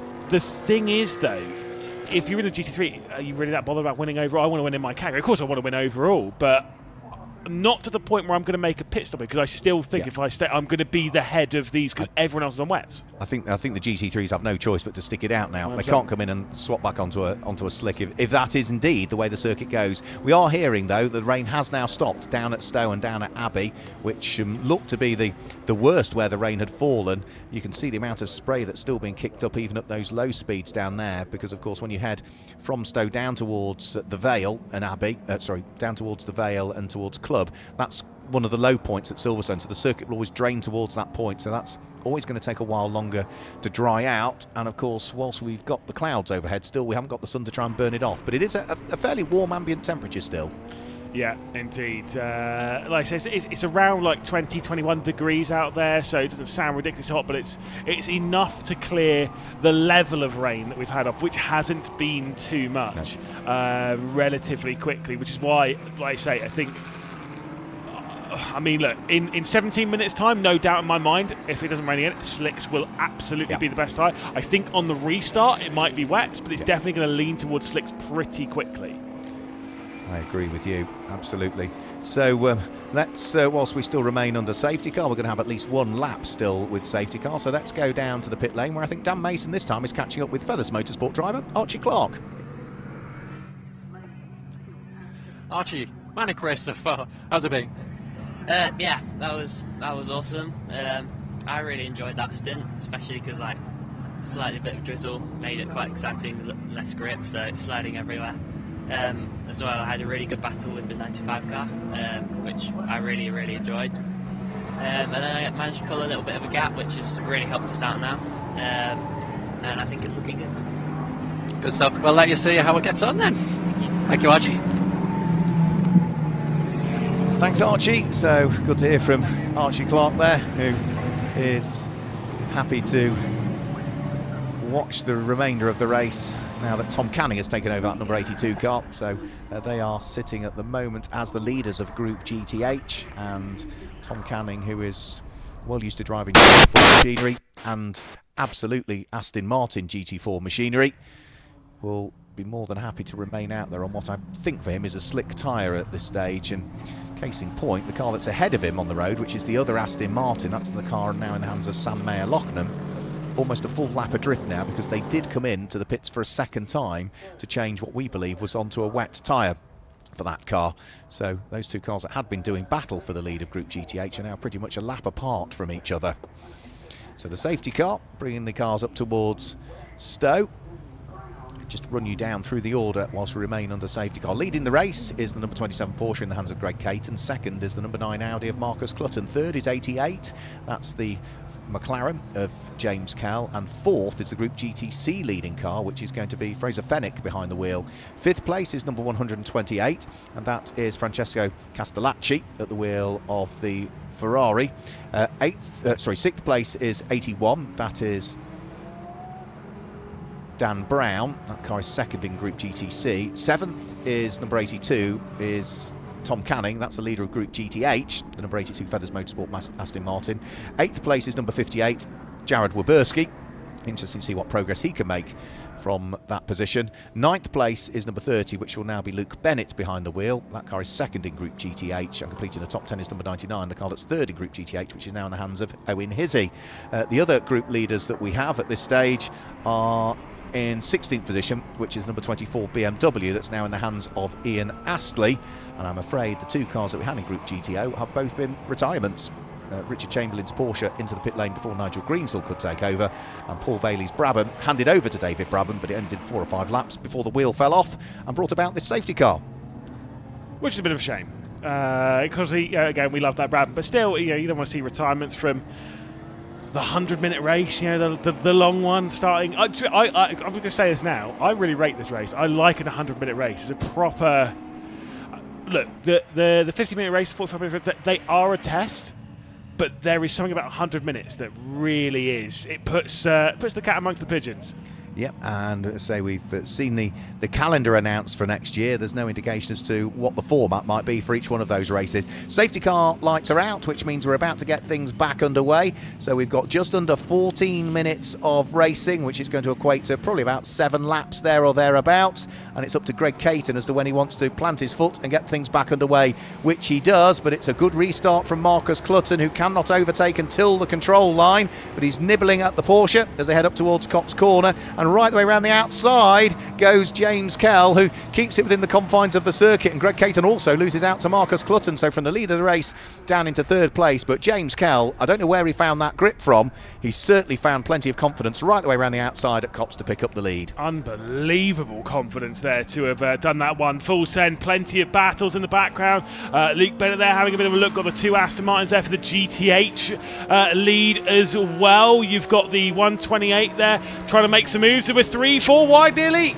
Yeah, that was Phil Keane, who was right on the inside of Tom Canning and didn't lift off at all as he rocketed past the Group GTH leading Feathers Motorsport Aston Martin. And Tom Canning needed to get on with it because he's under pressure from Luke Bennett, who was right behind at the wheel of the Ginetta at the time. But they've all sort of shuffled around again now that they've headed up towards the braking area for Stowe Corner. But that was sort of, breathe in, close your eyes, hang on tight. Yeah, that's where it gets so messy, and you kind of need to back off a little bit and then go on the attack once again. again as they continue this little battle again. The GTH drivers dropping back there, though, is the 95, so not quite getting that one right, unfortunately. Was right involved in that fight, but of course the only one of those GTHs we believe that's on the wet tyres at the moment. Yep, and it just looks as though it's not quite working for them, whereas the likes of Dan Brown, who we think is on the slicks, it wasn't working for him because that car was really struggling for traction and adhesion.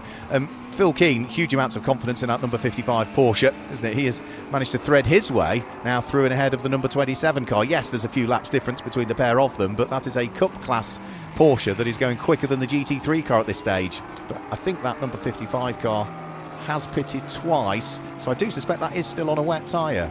Oh, Jared Waberski there in the that bright green car, trying to look through the middle there in that Lamborghini Super Trofeo. Couldn't quite find the way through, but was certainly looking for a little bit of a gap there. As you can see, the side-by-side happening directly ahead of him. Again, there'll be 6 laps left to go in this race, but plenty of drama still left to deal with, it seems. And amazingly, the sun's starting to break through, isn't it? So you look down at Brooklands Corner. So if you're on a slick tyre, the race will come to you, but you're going to struggle to try and overtake is the problem if there's a dry line starts to appear, because you'll be on the wet stuff. And if you're on a wet tyre, you need to seek out the wet parts to try and cool the tyres down. So it's going to be a real interesting dynamic, this final 11 minutes of racing. James Kell leading the way, having taken the lead of the race right the way around the outside of Marcus Clutton. He leads by half a second from the Audi at this stage, as those two cars will be trundling their way up towards the completion of the first sector of lap number 38 this time. I just say what a great move it was by James Kell at the first corner. That was so brave to go around the outside, and like you quite rightly said, many drivers that I know will have got to the outside there and gone, right, you've squeezed me off, goodbye, and then basically driven straight off the race circuit, came back on, took over the race lead, ran away to distance, and left a little bit of a tinge in that move. Absolutely not. Look at this. Here we go, yeah, up towards Copse Corner. Just look at the McLaren. Greg Caton leading the way. James Kell goes right the way around the outside of the Porsche, and the Audi picks up the lead, and then the Audi of Marcus Clutton also then picks off Greg Caton. An astonishing move right the way around the outside. But to do that, you have to be confident in yourself, but you also have to trust the drivers that are around you. 100%. Always with overtakes, it takes 2 to tango. It requires one driver overtaking, one driver to be overtaken. And if the pair of those put on a good display, then it's a great fight and a great overtake we get to talk about. One person makes a mistake and maybe bites off a little more than they can chew, and that's where the incident happens. That's why it's the respect of both, and why respect is such a huge part of motorsport. And I hope we're going to see plenty in the battle here between Kell and Clutton. Yeah, well, when we're at Donington Park, 1 o'clock back to the last weekend of March, James Kell missed out on the win in the Donington 100 by 8 1/1000ths of a second when he was hunting down the Paddock Motorsport McLaren of Mark Smith for the win. Well, Mark isn't here this weekend, and now the tables are turned. James Kell is leading the way, and Marcus Clutton, with 9 minutes to go, is trying to hunt him down for the lead. There's just 0.6 of a second between the pair of them. Last time through, James Kell was about 1/10 of a second quicker over the lap than Marcus Clutton. So at this stage, no cause for panic for James Kell. He's got the pace. He's just edging away in the lead. Of course, so easy though to make a mistake in these conditions. But then when you're on the wet tyres, that's kind of, I guess, a little bit easy. The only problem is these wet tyres, once it starts drying out, they will overheat very quickly. Yep. That's the problem, and that can cause, basically, you won't get too much oversteer from it, but you will get chronic understeer from those tyres overheating on the front. Yeah, you can still see the balls of spray at the moment coming out of the back of the car, but give it another couple of laps, you'll slowly see them start to diminish and diminish and diminish to the point that there's just no more spray there to try and cool the tyre down, and the tread blocks start to move around, and when the tread blocks move around, the car moves around, and it all becomes very, very difficult. So this is the number 27 car in the hands of Greg Caton. Has now dropped, actually, down into 4th place, because it is Francesco Castellacci at the wheel of the Ferrari 296 that's now up to 3rd overall in the race. And Greg Caton might lose a further place here to Jared Waberski, who was trying to unlap himself from that Porsche. Castellacci as well, who didn't, I think, was kind of very much caught up in that sort of 2, 3, nearly 4 wide going out of the hangar straight on the restart lap, and kind of got held back a little bit for it. But again, just keep your head in the game, focus on the race ahead, and try and tick off the lap. Obviously found the rhythm once more, find themselves up into 3rd position, and again, probably up there for award of maybe best livery on the grid, or at least most unique. It's fantastic. I absolutely love it. Yeah, that sort of Hawaiian palm tree tropical sunset just looks superb, doesn't it? So I saw it here at Silverstone earlier on in the year in what was a 3-hour race on that occasion. So Francesco Castellacci, just again, you could see him just moving over to find a slightly damper part of the circuit as he went down the Wellington Straight and up towards the left-hander at Brooklands. So he is already well aware that with the track drying, seeking out a little bit of moisture here and there without compromising your lap time is a sensible thing to do. So out of Luffield, up towards Woodcut Corner. This is going to be lap number 39 that he will complete this time through. And how far behind is he from James Kell and Marcus Clutton? He is 14 seconds adrift, and his lap time that time through was nearly 2 seconds slower than them, so he's not catching. No, certainly not, but there's so little time left to go in this race, so I say now it really is that proper sprint to the finish. God, you wouldn't have thought it was raining not that long ago. It looks absolutely wonderful out there. The only thing is a little bit of spray here on the hanger straight, which all the drivers are searching for just to cool down the tyres as best they can. Yeah, I said that it would happen, didn't I? I just knew this was the way that the race would finish off. They're seeking out the damper parts of the circuit wherever they can, and almost it's a case of, for the next 6 minutes, whoever looks after their tyres the best. If you overdrive the car, you're going to run out of tyres by the end of the race, because the sun is trying to peek through in a few places. There's still some battles to be sorted out on circuit at this stage. Our group leaders, leading Group GT3, the overall race leader. Leading Group GTC is the number 23 Lamborghini in the hands of Fraser Fenwick in 5th position. Leading Group GTH is Owen Hizzy in the number 99 Ginetta in 10th. And leading Group GTA is going to be Ian Astley, isn't it, who's taken over the car from Neil Wallace down in 15th position, the number 24 BMW. Wilberski then trying to unlap themselves around the outside. Is that one actually going to work? Yes, it will. So finally unlapping themselves, which, to be fair, if I'm in the Porsche, I'm not going to fight it too hard.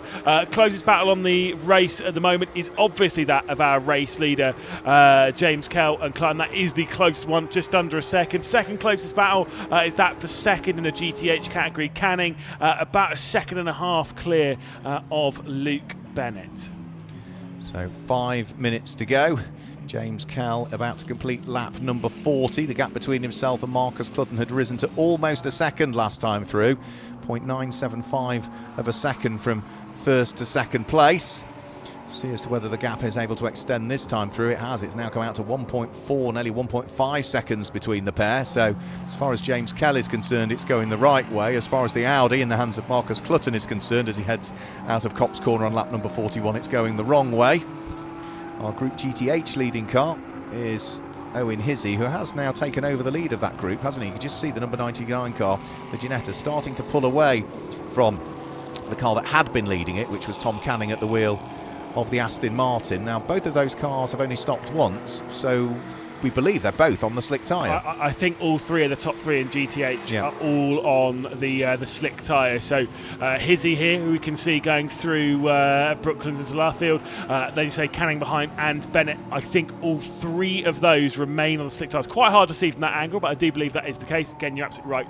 All three of those cars have only stopped the once during this race, and whilst it could have been possible they could have seen the future, I don't think 45 minutes ago you'd have been stopping for wet tyres. I was chatting to a few of these drivers at the beginning of the day over breakfast, and the one thing that everybody was saying was that it looks changeable depending on what app you look at. It could be wet, it could be dry for our race, it might be slap bang in the middle of a bit of both, and here we are. Yes, it's had everything, hasn't it, the Silverstone 100? It's been exciting, it's been a great race, it's been an absolute thriller, exactly what we'd expect from a race like this in these kinds of conditions, but it does seem as though deservedly we'll have Darren Kell and James Kell leading the way and potentially across the line. There's a look at Luke Bennett, who again, great to see. I did chat to Luke in the paddock a little bit earlier on before qualifying. He said, yeah, no, I've got a couple of goals yesterday before even qualifying had started. So yeah, I got a couple of goals. Obviously, I want pole position. I would also like the lap record in GT4. I think he was 4 tenths off of getting the lap record in GT4s. When I spoke to him this morning, he said he reckoned he might just be able to do a 2:06 if he had enough time in the car and more than just 2 laps in qualifying. He's a confident driver, and do you know what? I believe him. He's not going to be doing a 2:06 still in these conditions. That's the frustrating thing for him. So yeah, the pace was there, just the weather conditions that weren't conducive to it happening. Now, just having a quick look, Jared Weberski has now worked his way through and ahead of Bill Cayley's Porsche. So that was for position there that Lamborghini went through ahead of the number 80 Porsche. And now number 80 Porsche in the hands of Bill Cayley, who's taken over the car from his father James Cayley, is now about to be lapped again by the number 27 GT3 Porsche in the hands of Greg Caton. You can just see the physical size difference and width of the cars from what was an older Cup spec car to the full GT3 variant of it. For the lead of the race, Marcus Clutton is still pushing hard. There might be just 2 minutes to go as they head down the Hanger Straight for the penultimate time, but again you can see him using all of the curbs on the exit of Chapel.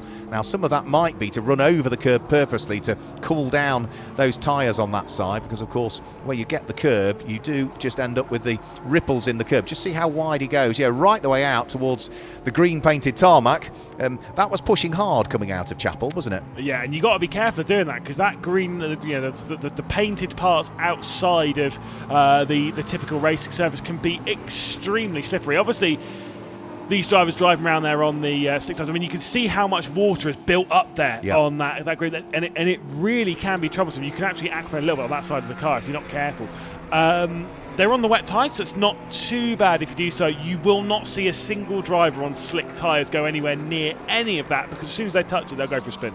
Yeah, the curve is still very, very damp and wet indeed, whereas you can now see there is a dry line, or a drying line, ever more beginning to appear. You can see the shadows on the tarmac, which means that the sunshine is out. And look down the Wellington straight away, all the way over to the left-hand side of the circuit, trying to cool those Pirelli treaded tyres down, the wet tyres, trying to do anything to make sure that you can bring the car home for the win. James Kell, if he can claim the win, he'll be delighted with it, because as we say, he missed out by 8 1/1000ths of a second after 100 minutes of racing at Donington Park, and to claim the win in this one, having taken the lead of the race around the outside at Copse, wow.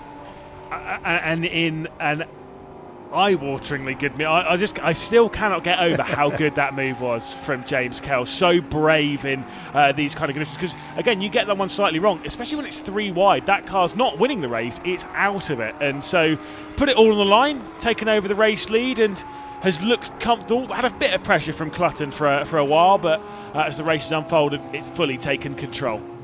Now for James Kell, the one good thing is he had plenty of seat time this year, racing in GT Cup sporadically, but also racing in a McLaren in GT World Challenge. He's in the same car all of the time, whereas Marcus Clutton, he races nearly every weekend, but he's in nearly something different every weekend. Yeah. So, you know, hopping out of a McLaren one weekend into an Audi the next, and the next weekend he'll be in something else. So he's continually having to reset, isn't he, for the car that he's in. And every time that I speak to a lot of these drivers, again, just to hammer home, just because it's a GT3, it's the same category, it's the same as all these cars drive very differently. I was talking to James Baldwin, actually, you mentioned it earlier on the broadcast, about even different cars in the same team. Yes, there's sort of, you know, still a McLaren 720 and you race 2 different ones. It's like even those are different enough, so imagine jumping between completely different cars constantly. Yeah, but Marcus Clutton's still doing a cracking job. He is still within touching distance of James Kell, and any small mistake in these still tricky conditions could pay a dividend. But we are on to the last lap of the race, and opportunities will be running out for Marcus Clutton, and James Kell has so far driven absolutely faultlessly. He's just coming up towards the left-hander, which is going to be at the loop. He'll accelerate his way out of there and onto the Hamilton straight for the final time. The checkered flag will be readied, and it looks as though James Kell could be on for the win, Lewis. It could be. I mean, look, I think it's pretty settled. He's got a few corners to tick off and to navigate without major mistake, but it's been such a good drive and such a good race. Here we go then, round through Brooklands for the final time, up towards Luffield Corner, and James Kell, having missed out himself and his father Darren Kell on a win at the Donington 100, is going to sort that out and claim a win at the Silverstone 100, round 14 of the 2025 GT Cup Championship. And the win in the Silverstone 100 goes the way of Darren and James Kell, who win at the wheel of their track-focused McLaren. Second place goes the way of PB Racing with JMH, Peter Ursig and Marcus Clutton, and third should go the way of Marcus Vivian and Francesco Castellacci at the wheel of their Ferrari. They are as yet to take the checkered flag, but they are not that far away from taking it. So flash of the lights from James Kell, a wave of the hand out of the window. He'll be absolutely delighted with that one. We have had 2 100-minute races so far this season in GT Cup. There's the third place. Ferrari just about to come through now and take the checkered flag. So it's a GT3, 1, 2 and 3. It will also be a GT3 GT3 car that finishes in 4th place, which will be the David Shaw and Greg Caton car. But back to what I was saying, we've had 200 minutes of racing in the two 100 races so far, and the total winning margin across 200 minutes of racing, Donington 100 and Silverstone 100, is 1.326 seconds after 200 minutes of racing. Absolutely staggering. The winning Group GTH looks as though it's going to go the way of Mark Ellman and Owen Hizzy, who are just bringing their Ginetta out of Luffield for the final time, so that will please Andy Johnson, the SVG Motorsport team. They will claim a win in Group GTH, and they are also, as a team, going to claim a win in Group GTA as well, because the SVG Motorsport number 24 BMW of Neil Wallace and Ian Astley is going to claim the win in Group GTA. They are just heading up towards the braking area for Brooklands now, and they should come through to finish as the winners in Group GTA, and that does their championship hopes not a great deal of harm at all, with another win in the group to add to the tally. So they were on, what was that, 7 group wins coming into this weekend, and I think they claimed the group wins in both of the sprint races yesterday, so this is now going to put them onto 10 wins in the group out of the 14 races that we've had so far this year. And I think there's probably just one more car to take the checker flag, which will be Doc Bush. So the cars making their way in towards the pit lane area, and that is the end of our Silverstone 100, but it is not going to be the end of the celebrations for sure. They will continue long into the night for Darren and James Kell, who both drove faultlessly in what were continually changeable conditions, from dry to a bit damp to wet and back to dry again, all in the case of 100 minutes. So let's just confirm the results for you then of the Silverstone 100. It's a win for Darren and James Kell, with Peter Ursig and Marcus Clutton in 2nd place, and Marcus Vivian and Francesco Castellacci finishing in 3rd place, ahead of David Shaw and Greg Caton, who were 4th. Fraser Fennick and Charlotte Gilbert took the winning Group GTC, finishing in 5th place, ahead of Jack Gadd and Dan Brown. Mark Havers and Jared Waberski, James and Bill Cayley, Michael McKinney and Phil Keane. But in 10th place, Mark Ellman and Owen Hizzy pick up the win in Group GTH. Archie Clark and Tom Canning were in 11th place, ahead of Simon Griffiths and Luke Bennett, with Frank Morris and Jamie Stanley 13th, ahead of Matt Eddles and Sam Mayer-Lochnan. The winning Group GTA went the way of Neil Wallace and Ian Astley, who finished in 15th place overall. Doc Bush was the last of the finishers in 16th, and I'm afraid there were retirements for the Paul Bailey and David Brabham, for Richard Chamberlain and Nigel Greensall, also for John Turner and Ray Grimes. Brent Millage, of course, was the very, very early retirement in the GT Cup Silverstone 100. So that's a Silverstone 100. I think what we can do now is just look back at some of the highlights from what we have just seen. Well, it was fairly dry conditions that greeted the drivers as they came over the start-finish line, and Peter Ursig and Darren Kell would line up on pole position and on the front row of the grid as they charged their way up towards Copse for the first time. Darren Kell just managed to squeeze his way through and ahead of Peter Ursig to pick up the lead of the race, with Dominic Paul slotting himself into 3rd place, and Paul Bailey at the wheel of the Brabham was there in 4th. But Paul wasn't content with 4th. He made his way through and into the lead of the race, ahead of both Dominic Paul, ahead of Peter Ursig, and ahead of Darren Kell. Darren Kell then found himself wheel to wheel heading up towards Stowe Corner with the Lamborghini of Dominic Paul, who made it through into 2nd. Down to 3rd went Darren Kell and was fighting to try and hang on to the lead of Group GT3 with the Peter Ursig Audi behind him. They would eventually work their way past Dominic Paul, who would drop from 2nd back down into 4th place, but he would still continue to lead Group GTC before he had a spin out on circuit coming out of Village Corner, and that cost him the lead of the group. Peter Ursig nipped back up the inside of Darren Kell. That was 4th position, and he would retake the lead of Group GT3 with that. He wasn't content with that, though, as he then nipped up the inside of Paul Bailey for the overall lead, heading in towards Village and the Loop. Paul tried to close the door on the car of Darren Kell, but it wasn't to be. It also wasn't to be for Dominic Paul, whose engine expired in a spectacular fashion just as he was approaching the pit entry. The squabble for the lead of the race would continue. Peter Ursig at the wheel of the Audi fighting away with Darren Kell, but the pit window was coming up, and of course the drivers would all swap over. Both the race leaders would dive for the pit lane at the same time. Darren Kell handing over to James Kell, Peter Ursig handing over to Marcus Clutton. But then the heavens opened, and also the safety car came out, because the Brabham, 4 or 5 laps after its pit stop, lost a wheel down the Hanger Straight.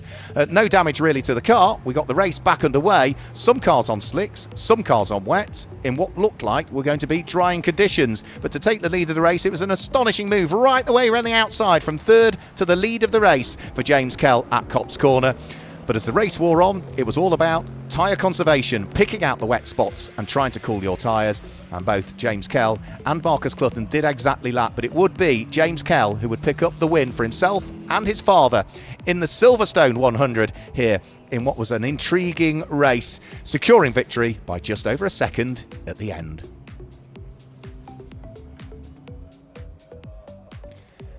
So there we go, that's the Silverstone 100 done and dusted.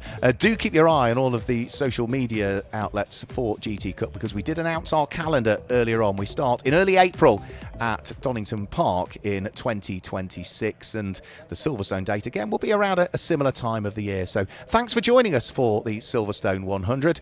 We'll catch you again next time we're out on circuit, which is going to be at Donington Park on the 20th and 21st of September. So from everybody here at Silverstone, from Butte Motorsport, from GT Cup and from Onside Productions, we'll see you next time. Goodbye.